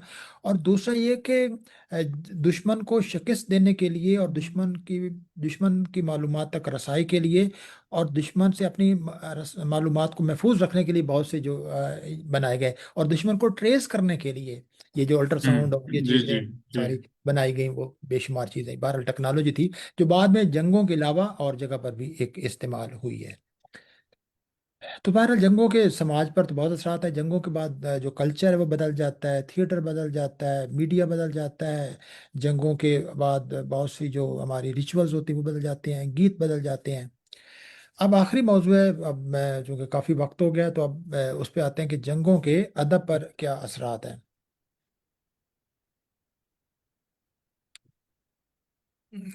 तो मैं शुरू करूं या आप जी जी बोर हो जी गए हैं? जी जी सर प्लीज। देखिए, जंगों के अदब पर बहुत गहरे असरात हैं। जिस तरह शुरू में भी हमने बात की कि दुनिया के, जिसको हम वर्ल्ड लिटरेचर कहते हैं, दुनिया का अजीम अदब कहते हैं, उनमें से कई किताबें जो हैं उनका मौजू जंग है। लेकिन उनने आने से पहले ही मैं कहना चाहूँगा कि जंगों ने दुनिया को, ये हमारा मौजू सिर्फ उर्दू अदब नहीं है, ये माजरत के साथ ये पूरा एक यानी एक जी खाका है जो आलमी सतह पर जंगों के असरात हुए हैं। तो जंगों ने बहुत सी नई जो असनाफ हैं वो अदब को दी हैं। सबसे बड़ी सिन्फ जो जंग ने दी, जो मगरिब को दी, वो एपिक है। जी एपिक ये जो रज़मिया है, वो सारी की सारी जंगों पर है, लड़ाइयों पर, जंगों पर एक मुश्तमिल है। इसी तरह स्कैंडिनेविया की जो सिन्फ सागा है वो भी एक जंगों पर है। अरबी का जो रजज़ है वो हम्म लड़ाइयों पर, उन कबाइल जी की लड़ाइयों जंगों पर है। पंजाबी की जो वार है वो, उसका मौजू भी जंगे हैं। लफ्ज़ भी वार है, तो ये ज़रूर इसका ताल्लुक होगा जो जी अंग्रेज़ी की जंग है। इसी तरह उर्दू के जो शायर आशोब हैं, उनका मौजू भी एक आप, रज़्मिया नज़्में जो हैं जी। हाँ वो बिल्कुल शहरों की जो तबाही जंगों के जी नतीजे में होती है, या कभी कभी कहत के बाद होती है, तो वो शायरा शोभ यानी शहर के एक मरसिए जो लिखे गए हैं वो। तो जंगों ने एक तरह के ना सिर्फ नई असनाफ दी, और उसके बाद जो मॉडर्न पीरियड में पूरा एक वार लिटरेचर पैदा हुआ है, जिसमें वार पोइट्री, वार फिक्शन यानी नावल हैं, और वार मेमोयर्स हैं जो वो जी लोग जो जंगों में जी जी शरीक थे उन्होंने अपनी यादाश्तें जो हैं। यादें लिखी, या फौजियों ने जो खतूत लिखे मतलब अपने महाज जंग से। तो पूरा एक यानी कदीम ज़माने में और जो जदीद ज़माना है उसमें ये जंगों के अदब पर बहुत ज़्यादा एक असरात है। ये तो ओवरऑल एक मजमूई एक असरात हैं। लेकिन दुनिया की बड़ी बड़ी किताबें, जैसे आप शुरू में हम जिक्र कर रहे हैं, होमर की जो ओडिसी और इलियाड है वो है, वर्जिल की जो एनियड है उसका मौजू भी जंग है, जो रामायण और महाभारत है उसका मौजू भी जंग है। अच्छा, फिरदौसी की शाहनामा, वो उसमें भी बहुत सी लड़ाइयों के उसमें किस्से हैं। इसी तरह टॉल्स्टॉय का बहुत ग्रेटेस्ट नावल जंग और अमन है।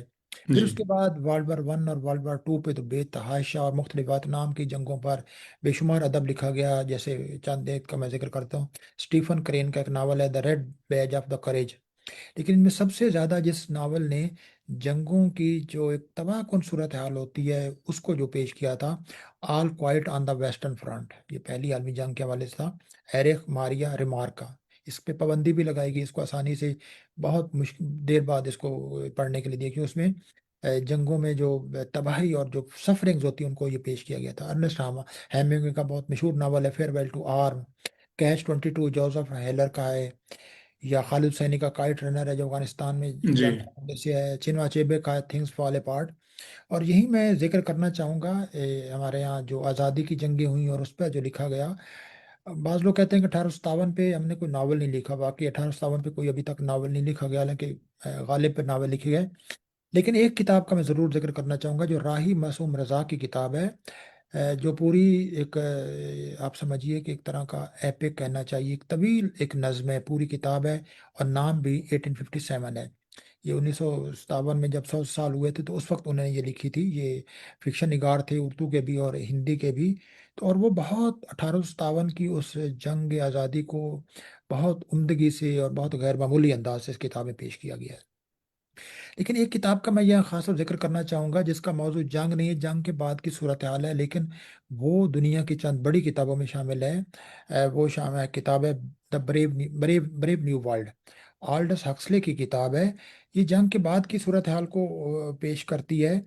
और उसमें ये दिखाया गया है कि जब जंग खत्म हो जाती है तो उसके बाद जो जंग शुरू करने वाले एक तबका होता है, जंग ज़ाहिर है अशराफिया शुरू करता है। अशराफिया जंग बुनियादी तौर पर पूरी कौम की हम्म, जंग हमेशा बनाई जाती है। जंग होती एक छोटी सी जो पावर इलीट है उसकी जंग होती है। बाद में सबको शामिल करने के लिए कई तरीके अख्तियार किए जाते हैं, मीडिया इस्तेमाल किया जाता है, आइडियोलॉजी इस्तेमाल की जाती हैं, लोगों को बाकायदा खरीदा जाता है, डराया जाता है, पता नहीं क्या क्या किया जाता है। तो उसमें वो बताते हैं कि मुल्क में स्टेबिलिटी लाने के लिए और अमन लाने के लिए वो कहते हैं कि जो इससे पहले की सारी जंग की हिस्ट्री थी उसको फरामोश कर दिया जाए और लोगों को बिल्कुल एक नए उसमें। लेकिन उसी दौरान वो लोगों के अंदर से उनकी पूरी जो मतलब याददाश्त का सिर्फ खात्मा नहीं करते, बल्कि उनका उनकी जो पूरी ह्यूमैनिटी होती है उसका भी खात्मा करते हैं। यानी कि अजीब और गरीब बात है कि लोग इस किताब में ये दिखाया गया कि जंगें और जंगों के बाद ये जो पावर एलीट होती है ये वहाँ माशरों के साथ क्या करती है। तो जितनी जंगें वो खौफनाक होती हैं, उतनी ही जंगों के बाद के ज़माने भी खौफनाक होते हैं, जो बज़ाहिर वो कहते हैं कि हम जंगें ख़त्म कर रहे हैं, लेकिन वो भी ज़्यादा होती हैं। अच्छा, इसमें हमें देखना चाहिए कि जो जंगों का अदब लिखा गया है, जो कदीम जंगों का अदब है और जो जदीद जंगों का अदब है, इनमें बहुत एक फ़र्क है। आप कदीम जंगों के अदब पर अगर एक नज़र डालें तो आपको लगेगा कि उन जंगों में बहुत से हीरो और सूरमा होते थे। एपिक का मतलब ही ये है कि जिसमें जी कोई किरदार ऐसा होगा, हरकुलिस की तरह किरदार होगा, या कोई मतलब एक बड़े बड़े करेक्टर होंगे जो मतलब एक सेमी गॉड होंगे, मतलब जिनमें बहादुरी शुजात गैर मामूली होगी उनकी, दिखाया जाएगा। अच्छा, उसमें जंगों पे इतना सवाल नहीं किया जाता, बल्कि उसमें जो करेक्टर हिस्सा ले रहे होते हैं उनकी बहादुरी और शुजात के कारनामे दिखाए जाते हैं और वो उनको ज़्यादा ग्लोरीफाई किया जाता है। लेकिन जो अदब है, जदीद अदब है, उस जदीद अदब में एक तरह का आपको मिलता है, जंग की लग़वियत दिखाई जाती है। जदीद अदब ने जंग की जो absurdity है, जी जंग की जो बर्बादी है, और जंग जिस तरह एक तकलीफ और एक अजियत और एक बेमानवियत पैदा करती है, वो मॉडर्न लिटरेचर, जो मॉडर्न वॉर लिटरेचर, उसमें ज़्यादा। लेकिन इसमें दरमियान में मैं जिक्र करना चाहूँगा कि जो कुछ ऐसी जो किताबें की किस तरह आप देखिए कि जो अदब लिखा गया और किस तरह जंगों को एक मुकद्दस बनाने की कोशिश की जाती है। यानी जंगें अगर हम्म सियासी हैं, मुआशी हैं, तो उनको एक मुकद्दस बनाने की एक कोशिश की जाती है। अब कुछ हो सकता है कुछ ऐसी यानी बातें हों जो कुछ लोगों के लिए नागवार हों, जी लेकिन क्योंकि जंग का मौजू है तो मैं तो एक आम आदमी की जो समझ और फहम है मैं उसके मुताबिक के पेश करना चाहता हूँ कि जंगों में जो मजहब का इस्तेमाल है जी इसका क्या होता है। इसकी एक मिसाल तो मैं भगवत गीता में मिलती है।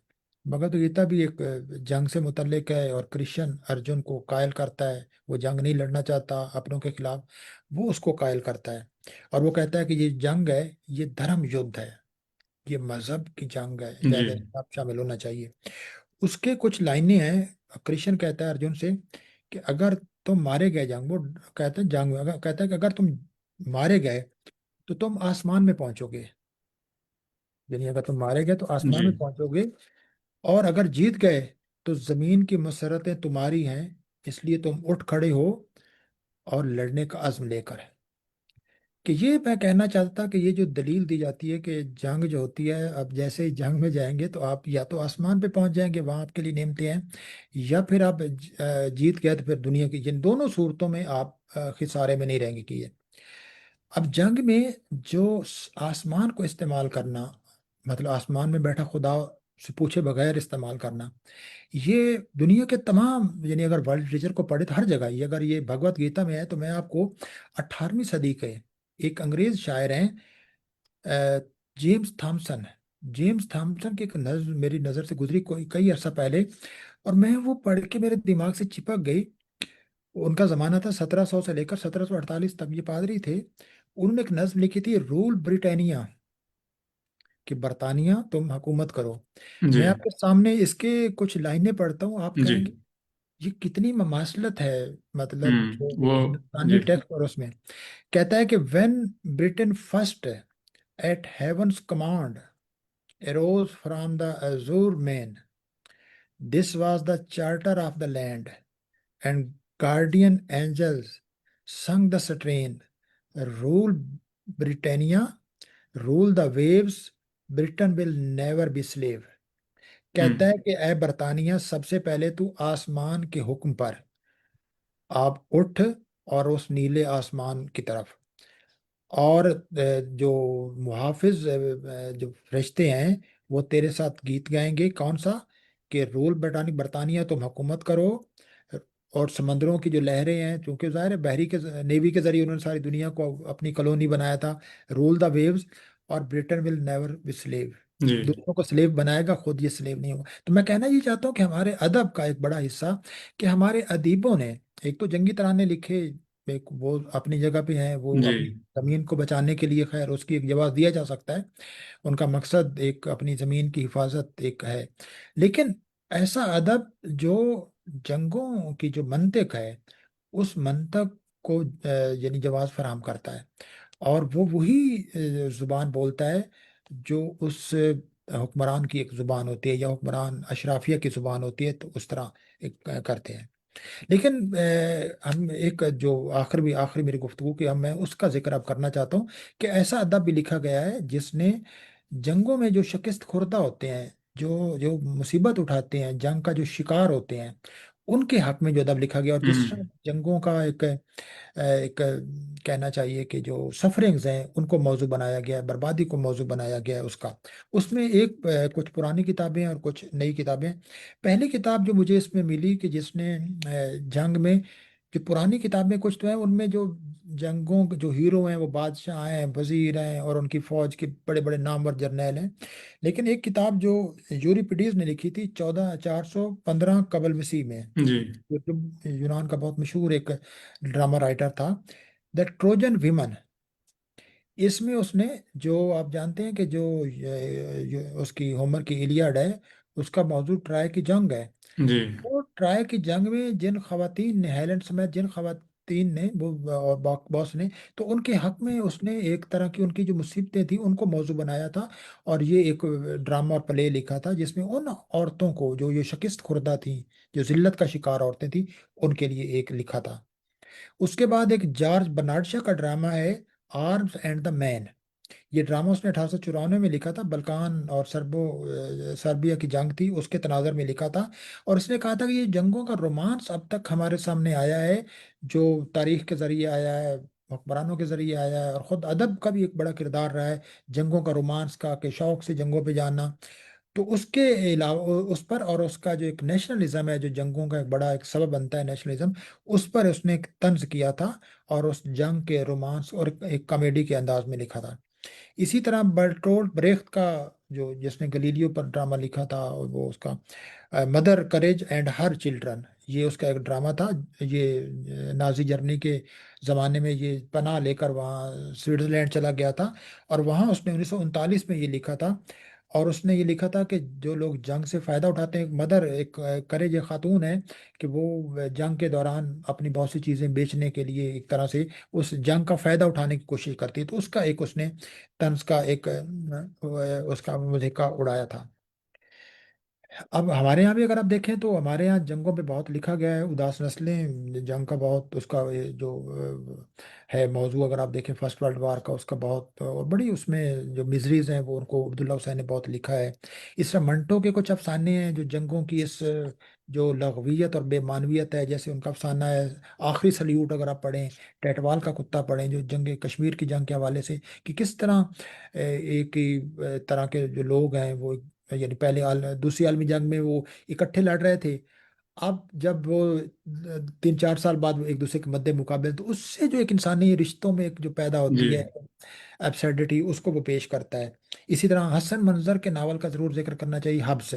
आजकल जो जंग हो रही है, और जो वो ये बिल्कुल उसके तनाजर में लिखा गया है, फ़लस्तीन के तनाजर में, जो उनके वजीर आजम थे एरल शरोन, उसको एक दिखाया गया है, एक वो बेहोशी की हालत में एक कोमा में है, तो उसके दिमाग में जो कुछ चल रहा है, उर्दू के चंद ये बड़े नावलों में है जिसका जरूर जिक्र करना चाहिए। इस हामिद शायद की जो एक छोटा सा नावल है जंग में मोहब्बत की तस्वीर जी निकल, नज़्में बहुत लिखी, सरवत हुसैन ने लिखी हैं, अल्ताफ सैयद ने, औरंगजेब ने, सब के हमारे यहाँ एक दोस्त की किताब आई ही आई। लेकिन जंगों के खिलाफ ज़ाहिर फैज साहब ने भी लिखा, साहिर का लिखा, अली सरदार जाफरी का एक तो मैं पढ़ना चाहता हूँ, जी क्योंकि साहिर का अगरचे वो है तो बिल्कुल एक स्टेटमेंटल किस्म का, लेकिन बहरहाल एक जंग के मुखालफत के हवाले से, जिसको हम एंटी वार लिटरेचर कहते हैं, वो कि जंग तो खुद ही एक मसला है, जंग क्या मसलों का हल देगी।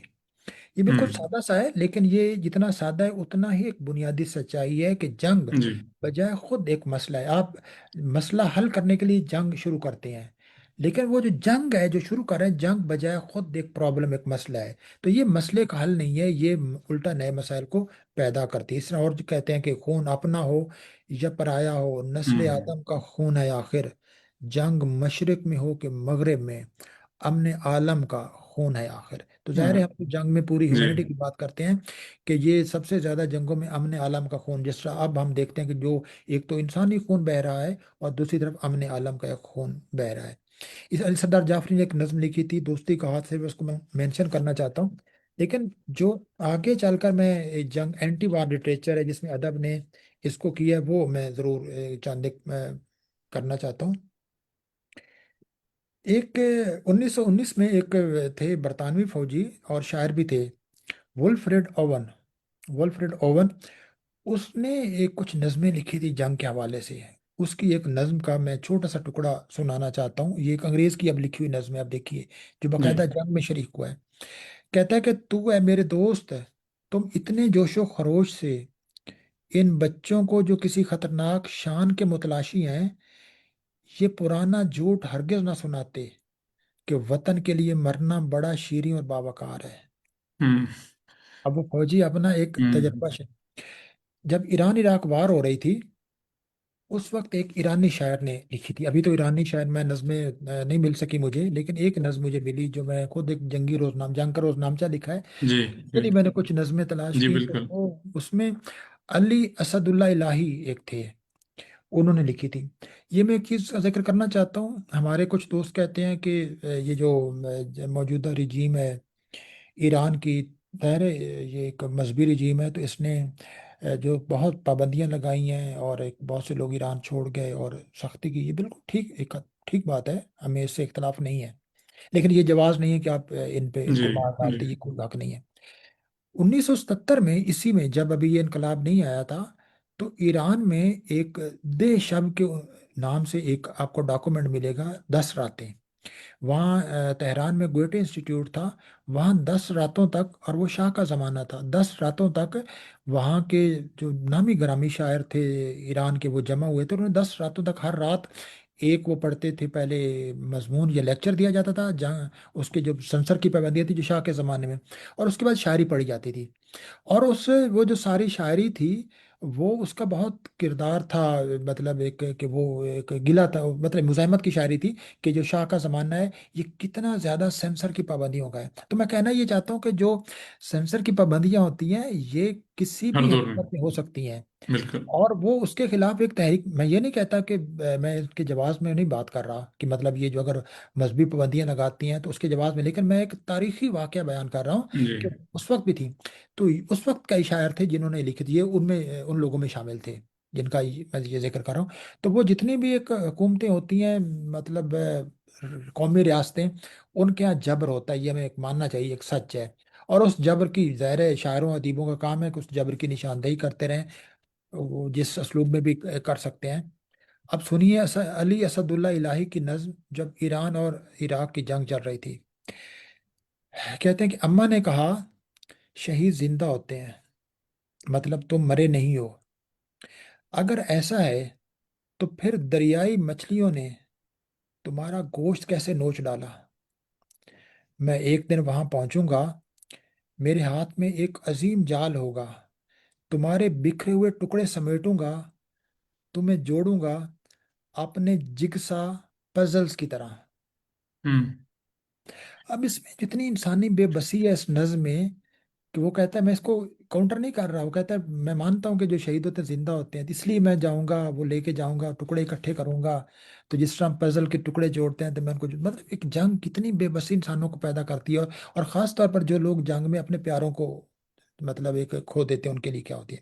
اس کے بعد ظاہر ہے آپ جانتے ہیں اینٹی وار لٹریچر میں ٹی ایس ایلیٹ کے بغیر تو کوئی ذکر مکمل نہیں ہو سکتا۔ ٹی ایس ایلیٹ نے ان کی جو ویسٹ لینڈ ہے وہ پورا ایک جنگ ہوں نے جو پورا انگلینڈ کو اور خاص لندن کو جو تباہ کر دیا تھا، وہ ایک اس کی شکل ہے جس میں ویرانہ اس نے کہا تھا ویران ہو گیا ہے، اور اس کی جو حالوں میں نظم ہے وہ اس کی طرف ہے، اگرچہ وہ براہ راست جنگ پہ بات نہیں کرتا، لیکن جنگ نے جو دنیا کا نقشہ بنا دیا اور خاص طور مغرب کا نقشہ بنا گیا وہ ان کو ضرور۔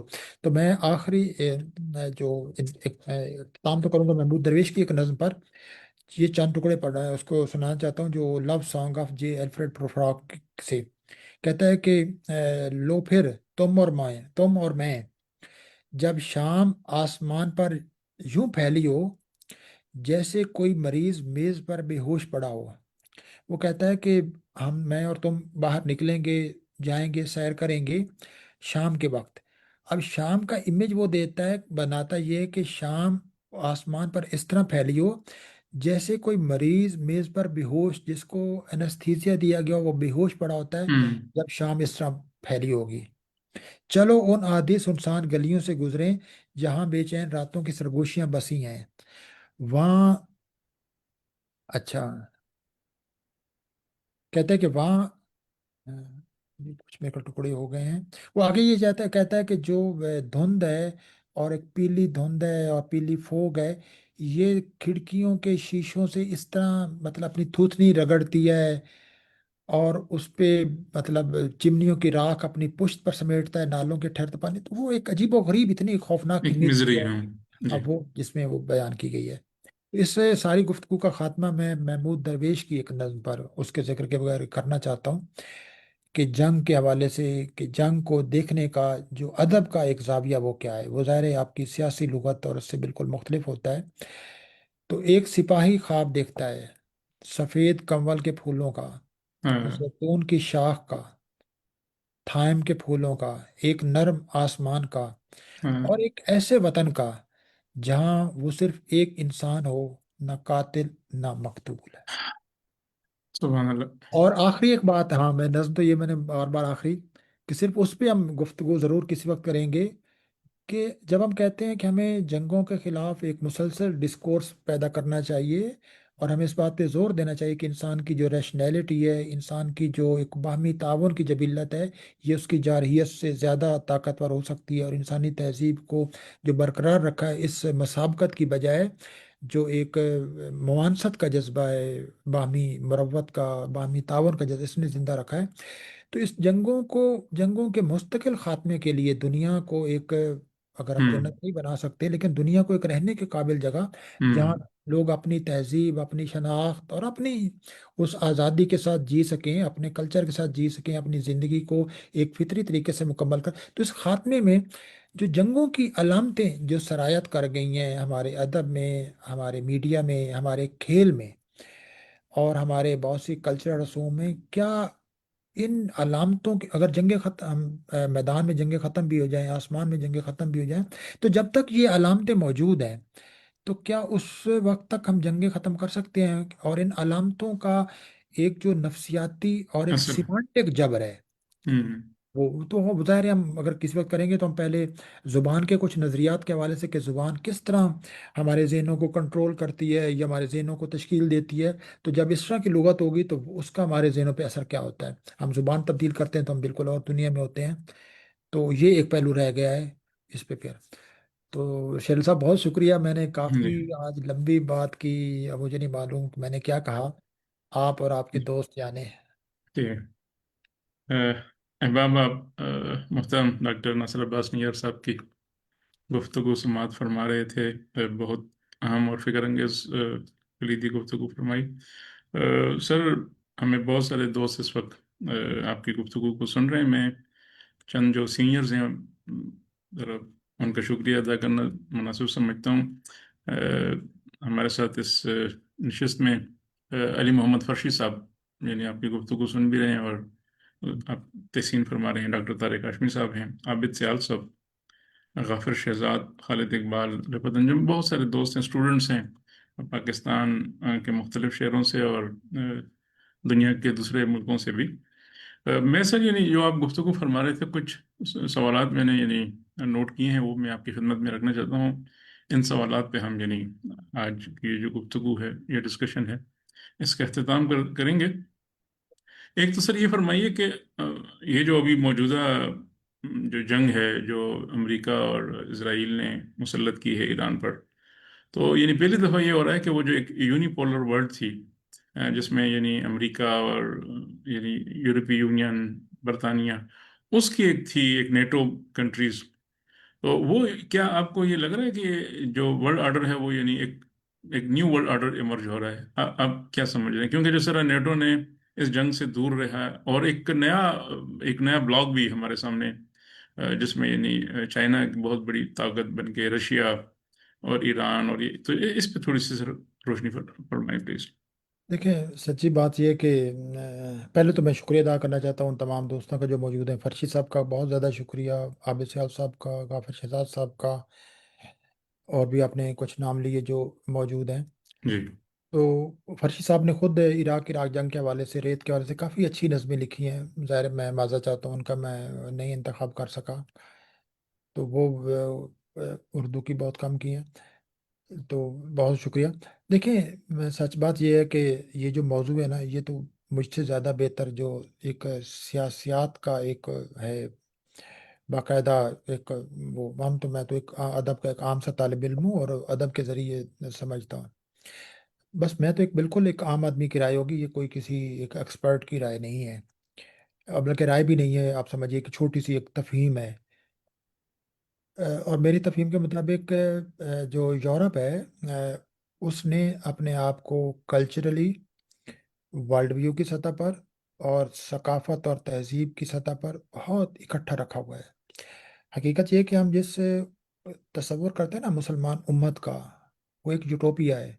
प्रैक्टिकली हम उम्मत में नहीं हुए, वरना तो हम्म मुमकिन नहीं था कि मतलब हम जी पाकिस्तान के साथ लड़ रहे हैं, दोनों मुसलमान मुल्क हैं, इससे ज़्यादा क्या एब्सर्डिटी होगी। हम्म। और ईरान लड़ रहा है तो वो ईरान के साथ जो बाकी अरब ममालिक हैं, वो उनके खिलाफ लड़ रहा है वो, और हम कुछ भी नहीं। तो एक तरह से वो, लेकिन यूरोप ने एक जो यूरोपीय यूनियन बनाई हुई है, जी जी लेकिन वो यूरोपीय यूनियन से ज़्यादा वो अपनी हिस्ट्री को जिस तरह नरेट करता है पूरा यूरोप, उसकी वजह से उसके अंदर एक तरह की हम, हालांकि यूरोप खुद जंगों के, मुझे लगता है जी कि जिस तरह अशोक आजम एक जंगों के तजर्बे से गुजर कर उसने सीखा था कि जी जंगें इंसानों को कुछ नहीं देती, बिल आखिर आपको एक पीसफुल लाइफ गुजारनी है, एक पीसफुल मुआशरा तश्कील देना है।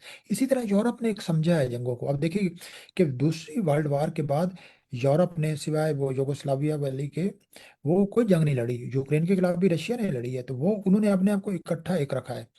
तो मुझे लगता है अभी ये रियलाइजेशन यूरोप में यही है कि हम जो अमेरिका है, ये जो नेटो था, ये अगरचे सबकी हिफाजत के लिए था, लेकिन ये ज़ाहिर है इसका एक पॉलिटिकल इस्तेमाल होता था। तो ये एक बहुत एक दुरुस्त डिसीजन है। और ज़ाहिर है ये उसकी एक, आप कह सकते हैं कि सियासी बसीरत भी है। वो देख रहा है कि एक जब अगर उनमें से कोई भी मुल्क जो इस जंग में आता है, तो ज़ाहिर है वो जंग, वो उस मुल्क जंग में शरीक हो जाएगा, और उसका जंग का जो बोझ और जिम्मेदारी जी होगी वो तो उस पे भी पड़ेगी। और दूसरा ये कि ये बिल्कुल दुरुस्त है कि जो एक एशिया की तरफ है, वो एक आया है ताकत का तबादुल।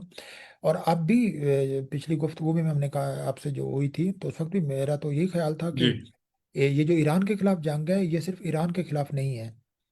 ये ईरान के खिलाफ एक तो ये कि एक पूरे खित्ते में इसराइल के लिए तमाम खतर, वाहिद जो इसराइल को चैलेंज करता है, इसराइल की आइडियोलॉजी को, इसराइल की तारीख को और इसराइल की सियासी ताकत को चैलेंज करता है, वो वाहिद एक ईरान है। एक तो उसका खात्मा था, और एक मैं तो बल्कि ये कहूँगा कि वो ईरान को एक नया अरब मुल्क बनाना चाहते हैं, बहुत एक और तरह का यूई किस्म का एक ऐसा मुल्क जो बिल्कुल उसके अंदर कोई मज़ाहमत ना हो, वो बिल्कुल खामोशी हर उनकी बात माने, वो बनाना चाहते हैं। اور دوسرا یہ جنگ اس کے جو اس کا جو چین کی جو ساری ٹیکنالوجی کی اور اس کی ساری طاقت ہے، اس میں ظاہر ہے ہوں ایران کے تیل کا بہت بنیادی کردار ہے۔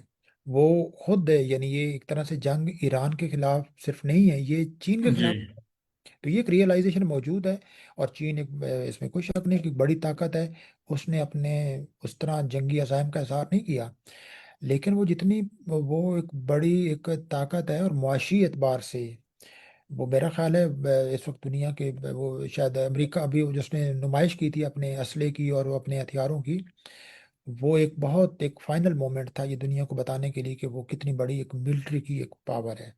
تو یہ ایک تبدیلی تو ہم دیکھ رہے ہیں، آ رہے ہیں، لیکن اصل سوال تو اس سے آگے ہے نا، جی کہ اگر یورپ اس کا حصہ نہیں بنا امریکہ کی اس جنگ کا، اور ٹرمپ نے بہت سے وہ سخت الفاظ بھی استعمال کیے ہیں، جس طرح ایک عام خواتین جی گلی محلے کی لڑتے ہیں تو تانے دیتے ہیں، وہ تانے دے رہا ہے، عجیب و غریب دنیا کا ایک حکمران ہے۔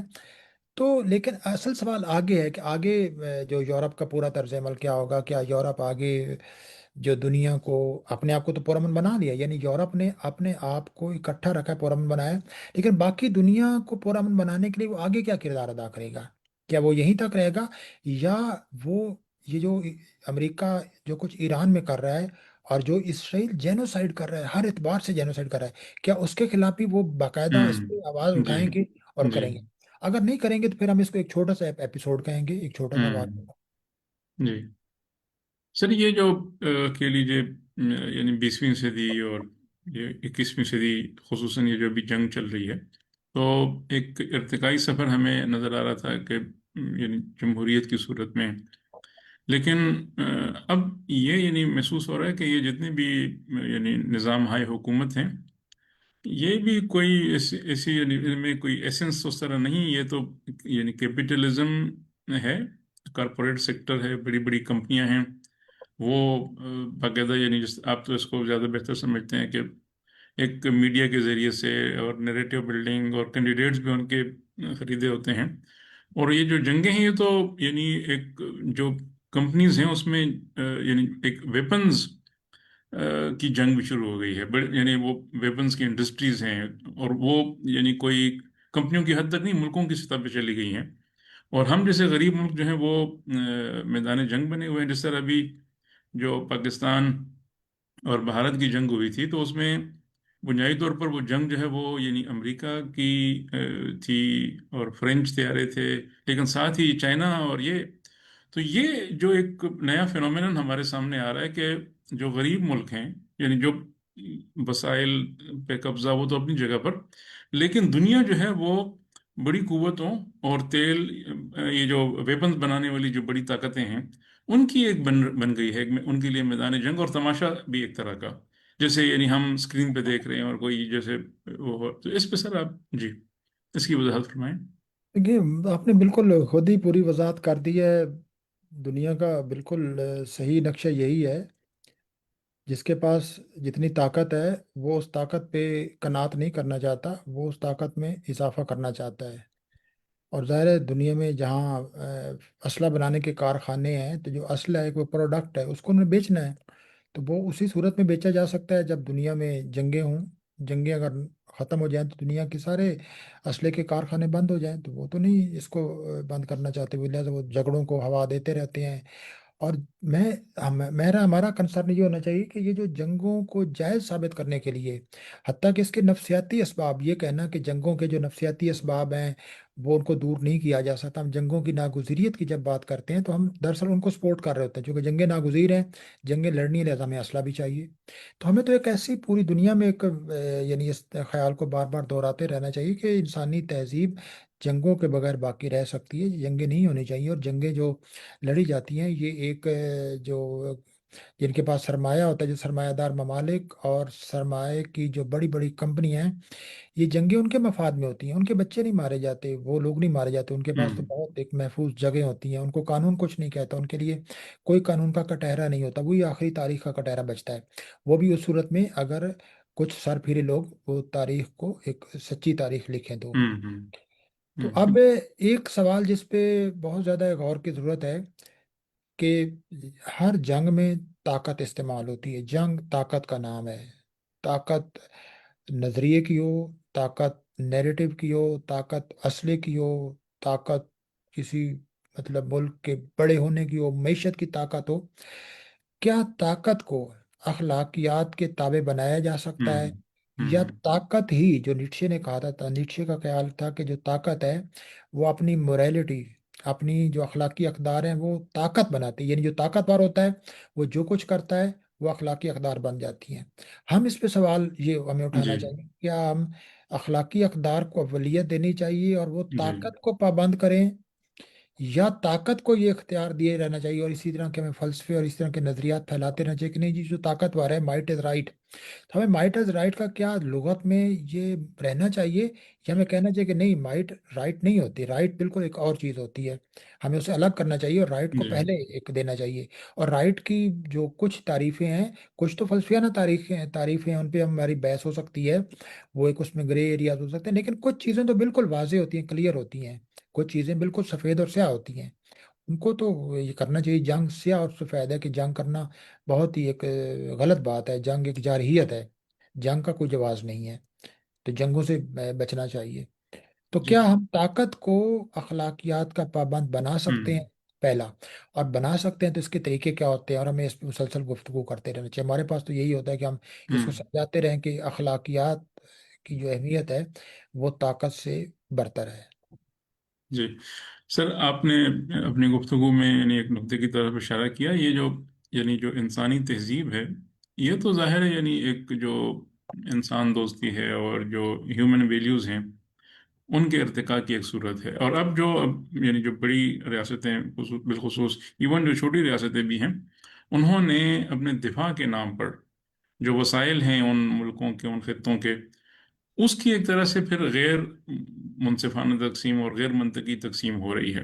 یعنی ہم جو انسانی فلاح کے جو سیکٹرز ہیں، مثلا یعنی لیٹ سپوز ایجوکیشن ہے، ہیلتھ ہے، وہ پس منظر میں چلے گئے ہیں۔ اگر آپ پاکستان کی بھی ایون بات کریں، ہندوستان کی، یہ جو اس طرح کے ملک ہیں، اور پوری دنیا میں ایون امریکہ میں بھی جو ان کا جو ڈیفنس بجٹ ہے وہ بہت زیادہ ہے، اور وہاں بھی یعنی حالانکہ وہ ایک بہت اچھا ملک ہے، لیکن وہاں بھی مسائل تو ہیں انسانی سطح پر، وہاں بھی بھوک بھی ہے، افلاس ہے، مسائل ہیں، ایک بڑی مزری ہے وہاں بھی۔ تو یہ ایک نہیں ہوا پچھلے یعنی اب 2-3 صدیوں کی تاریخ کو جب دنیا کی تاریخ کو جب ہم دیکھتے ہیں، انسانی تاریخ کو، تو وسائل کا ایک غیر منصفانہ اور غیر منطقی، چونکہ ڈیفنس کو اپنے دفاع کو ایک گلیمرائز کیا جاتا ہے کہ نہیں، دفاع تو اولین وہ ہے، اس کے بغیر تو ہم جی نہیں سکتے۔ تو جی سر۔ دیکھیں، آپ نے خود ہی وضاحت کر دی ہے، مطلب ملک کے تقریباً ہر ملک کے سوائے چند ایک کوئی ویلفیئر اسٹیٹس ہوں گی جن کے ہوں ہاں کوئی بڑی فوج نہیں ہے، سب سے زیادہ وسائل ہی نہیں، سب سے زیادہ ذہنی وسائل بھی، سب سے زیادہ ہوں ذہانت بھی وہیں استعمال ہوتی ہے۔ مطلب جیسے میں نے پہلے کہا کہ یہ کچھ چیزیں جنگوں کے دوران ایجاد کی گئی، تو ایجاد کس نے کی؟ دنیا کے جو ذہین اور ہوں بہترین لوگ تھے وہی، ان کی مدد لی گئی نا، تو وہ ان کا استعمال کرتی ہے ذہنی انسانی ہیومن ریسورسز کا اور نیچرل ریسورسز کا سب سے زیادہ۔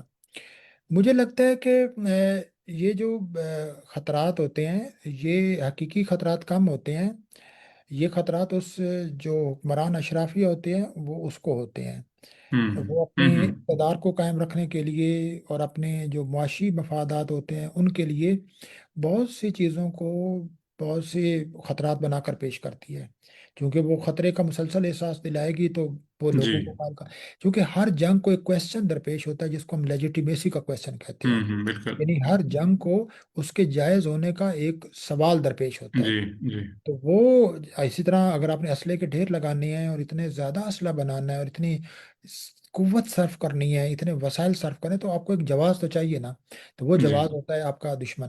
تو مجھے لگتا ہے کہ جتنے جو دشمن بنائے جاتے ہیں وہ دشمن انوینٹ زیادہ کیے جاتے ہیں، دشمن اتنے ہوتے نہیں ہیں، اور وہ جی دشمن انوینٹ وہی کرتے ہیں۔ جی، وہ جو آپ نے دیکھیں، کتاب کا بھی ریفرنس دیا، جی ہاں جی، مینشن آف دیکھیں، اینیمیز۔ جی جی جی، دیکھیں دو ملک ہیں نا، اب دو ملکوں کے درمیان بہت سی چیزیں جو اب فرض کیا ہے، دو ملکوں کے درمیان ایک لائن ہے جو سرحد کی لائن ہے، یہ دونوں کی، اب دیکھیے اصل مسئلہ اس لائن کی انٹرپریٹیشن کا ہے. آپ کہتے ہیں کہ یہ لائن ڈیوائڈ کرتی ہے، ایک انٹرپریٹیشن یہ ہے. دوسرا یہ کہ یہ لائن دونوں میں مشترک ہے، دونوں میں کامن ہے. ایک اشتراک ہے جی. ہاں، اگر آپ اشتراک پہ توجہ دیں گے تو آپ کہیں گے صرف لائن ہی مشترک نہیں ہے، ہمارے درمیان انسانیت مشترک ہے، ہمارے درمیان زبان مشترک ہو سکتی ہے، ہمارے درمیان کلچر مشترک ہو سکتا ہے، اور there are so many things جو جی ہم کہہ سکتے ہیں کہ وی آل شیئر، کہ ہم تمام مشترک ہیں. تو اگر آپ اشتراکات کی طرف جائیں گے تو آپ کے اندر وہ ساری چیزیں پیدا ہوں گی کہ ہم وہ کون سا معاشی اشتراک کون سا کر سکتے ہیں، سیاسی اشتراک کون سا کر سکتے ہیں، کلچر میں اشتراک کون سا کرتے ہیں. پھر مسابقت نہیں ہوگی. آپ کہیں گے ہم ایک ایسا جینے کا طریقہ اختیار کر سکتے ہیں جس میں ہم ایک انٹر ڈیپینڈنس، ایک دوسرے پر جی ڈیپینڈ کرتے ہوئے جیے، ہمیں جو فائدہ ہو آپ کو بھی فائدہ ہو. دوسرا یہ کہ آپ اس لکیر کو ڈیوائڈ کرنے کی لائن کہتے ہیں کہ صرف یہ ڈیوائڈ کرتی ہے، یہ مشترک نہ، حالانکہ وہ لائن مشترک بھی ہے. اگر یہ انٹرپریٹیشن ہے کہ یہ صرف ڈیوائڈ کرتی ہے تو آپ کہیں گے پھر ہماری تاریخ بھی ڈیوائڈ کرتی ہے، ہمارا کلچر بھی ڈیوائڈ کرتا ہے، ہماری تہذیب بھی ڈیوائڈ کرتی ہے، ہماری آئیڈینٹی ڈیوائڈ ہوتی ہے. تو نتیجہ کیا ہے کہ وہ ڈویژن بڑھتی بڑھتی پھر وہ کہیں گے چونکہ ہم سے وہ مختلف ہیں لہذا وہ ہم سے خطرہ ہیں. اب انسان نفسیاتی طور پر ایک ایسا بنا ہے کہ وہ جس کو اپنے سے مختلف سمجھتا ہے، ڈفرینٹ سمجھتا ہے، وہ اس کو اپنے لیے خطرہ سمجھتا ہے.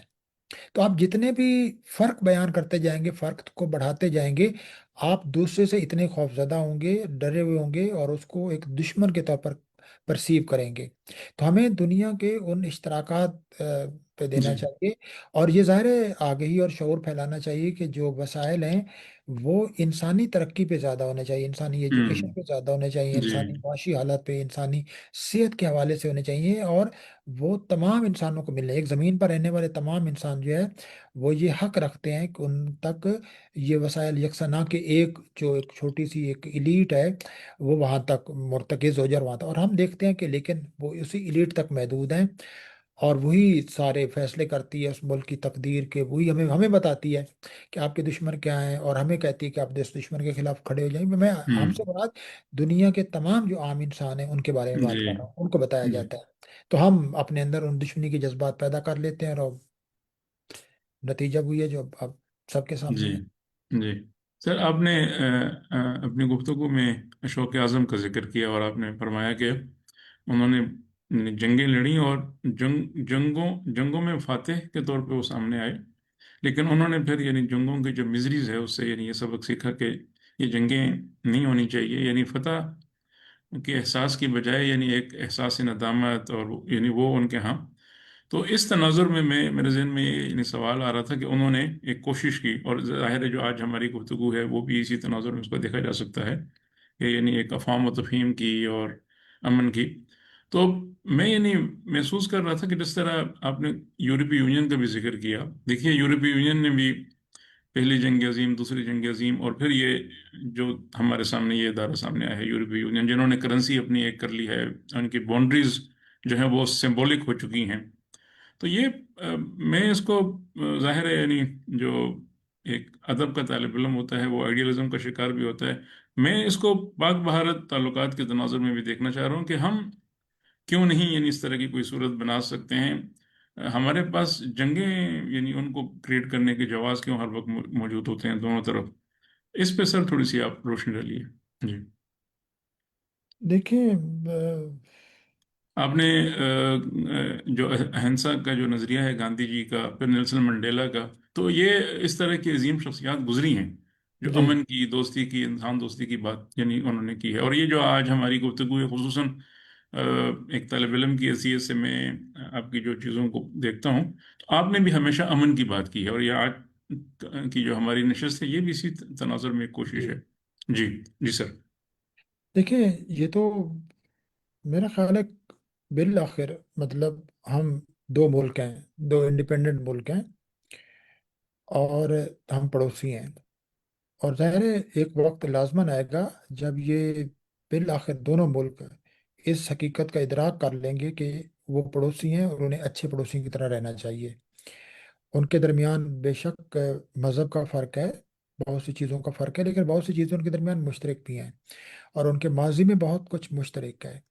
ہندوستان کے ماضی میں ایک مسلمانوں کا ایک بہت ایک سنہرا تقریباً 1000 سال کا ہے، اور ہم جس سرزمین پہ موجود ہیں، یہاں ہڑپا، موہنجودڑو، گندھارا کی تہذیب، اشوک اعظم یہاں کا، اور بدھ مذہب کے بہت سے یہاں اثرات، اور یہ سارے، اور وہ وہاں بھی ہیں، وہ بہت مشترک ہے. تو ہمارے درمیان جو کلچرل اشتراکات ہیں وہ بہت ہیں. ہم جو زبان بول رہے ہیں، یہ زبان یہاں کی تو نہیں ہے، یہ تو زبان وہاں جی پیدا ہوئی. یہ جی تو ایک یعنی شمالی ہندوستان کی زبان تھی جو ہم نے کی. تو یہ ہمارے درمیان بہت ایک گہرا ایک رشتہ ہے. ہمارے درمیان بہت سے یعنی آپس میں تعاون کے اور اچھے ہمسایوں کی طرح رہنے کے جو اسباب ہیں وہ بے شمار ہیں. اور پھر سب سے زیادہ اس چیز کو ریئلائز میرا خیال ہے کبھی نہ کبھی ضرور کیا جائے گا کہ اس سے لڑائی کا فائدہ کس کو ہے، اس سے کون اس کا ہوتا ہے، اور اس کا نقصان کتنا ہوتا ہے. کتنے خاندان ہیں جو وہاں رہتے ہیں، یہاں رہتے ہیں، وہ کبھی بیچارے مل نہیں سکتے.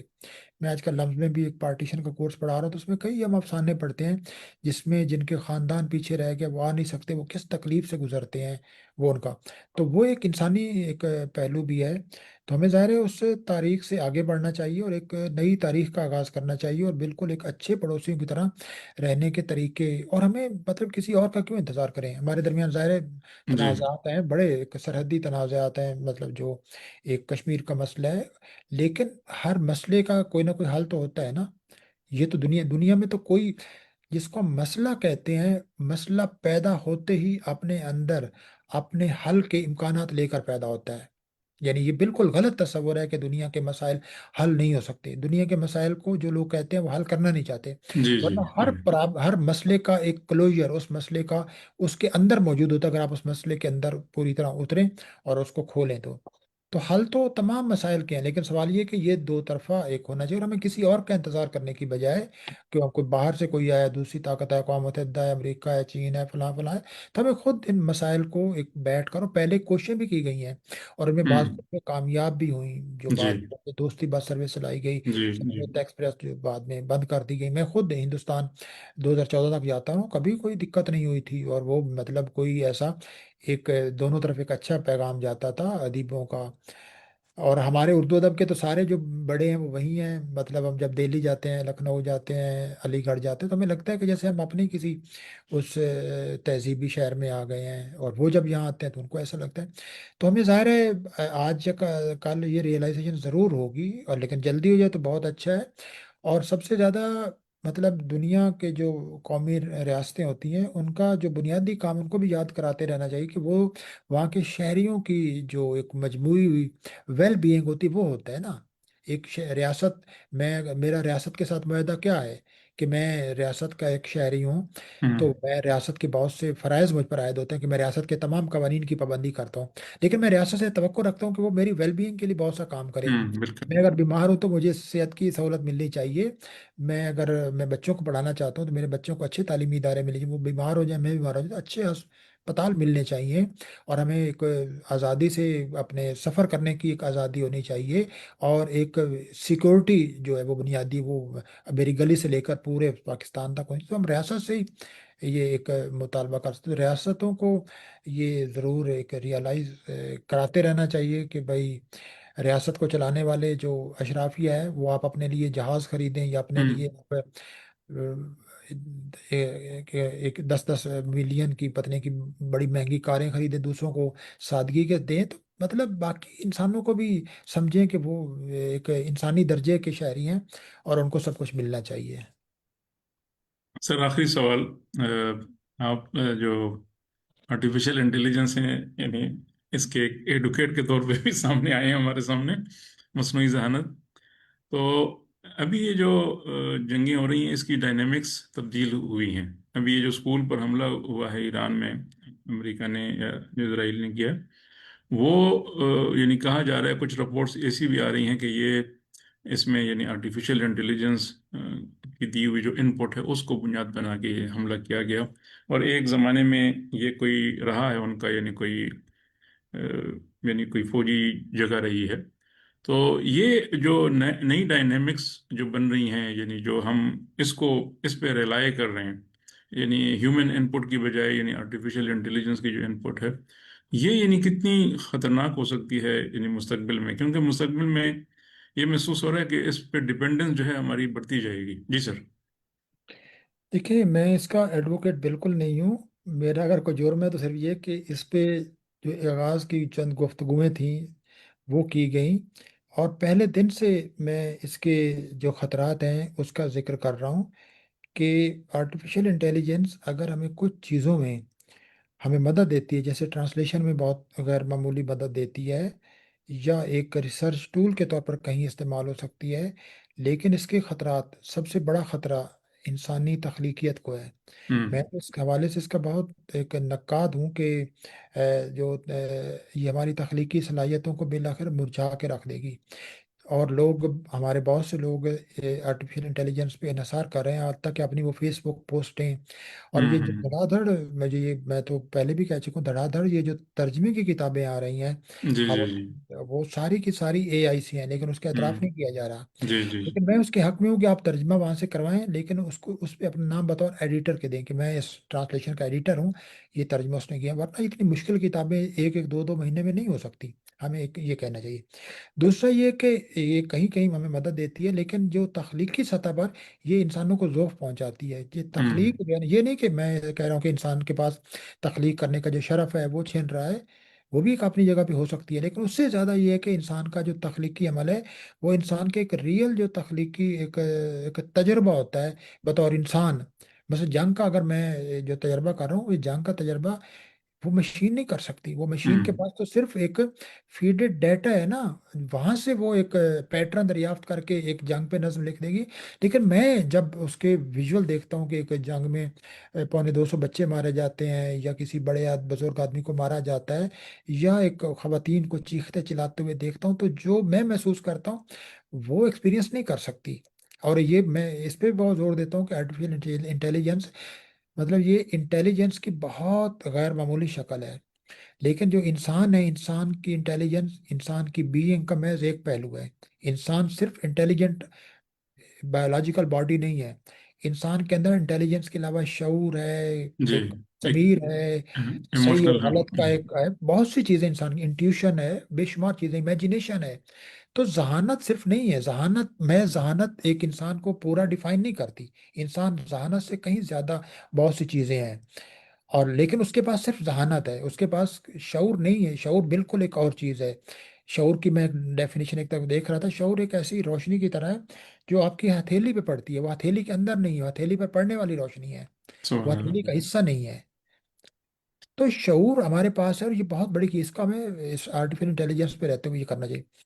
لیکن دوسری طرف یہ کہ اس پہ اتنی زیادہ انویسٹمنٹ ہوئی ہے، اور اس کو اتنا زیادہ ایک مہلک بنا دیا گیا ہے، اور اس خطرات کا ذکر کرنا بہت ضروری ہے، اور یہ پہلے دن سے خطرہ تھا کہ جس دن آرٹیفیشل انٹیلیجنس ملٹری کے پاس آئے گی، اور ملٹری یوز کرے گی، ملٹری ڈرون میں یوز کرے گی، ملٹری اپنے اس کو ہتھیاروں میں استعمال کرے گی، اور اس کو چونکہ ڈیسیژن پاور دے دی گئی ہے، تو اس کا آرٹیفیشل انٹیلیجنس کا جو فیصلہ ہوتا ہے، وہ اس کے پاس جو ڈیٹا محفوظ ہے اس کی بنیاد پر ہوتا ہے۔ لیکن جبکہ انسان کے لیے جو فیصلہ ہوتا ہے وہ صحیح اور غلط پر ہوتا ہے، یا ہمدردی اور اس کی بنیاد پر ہوتا ہے۔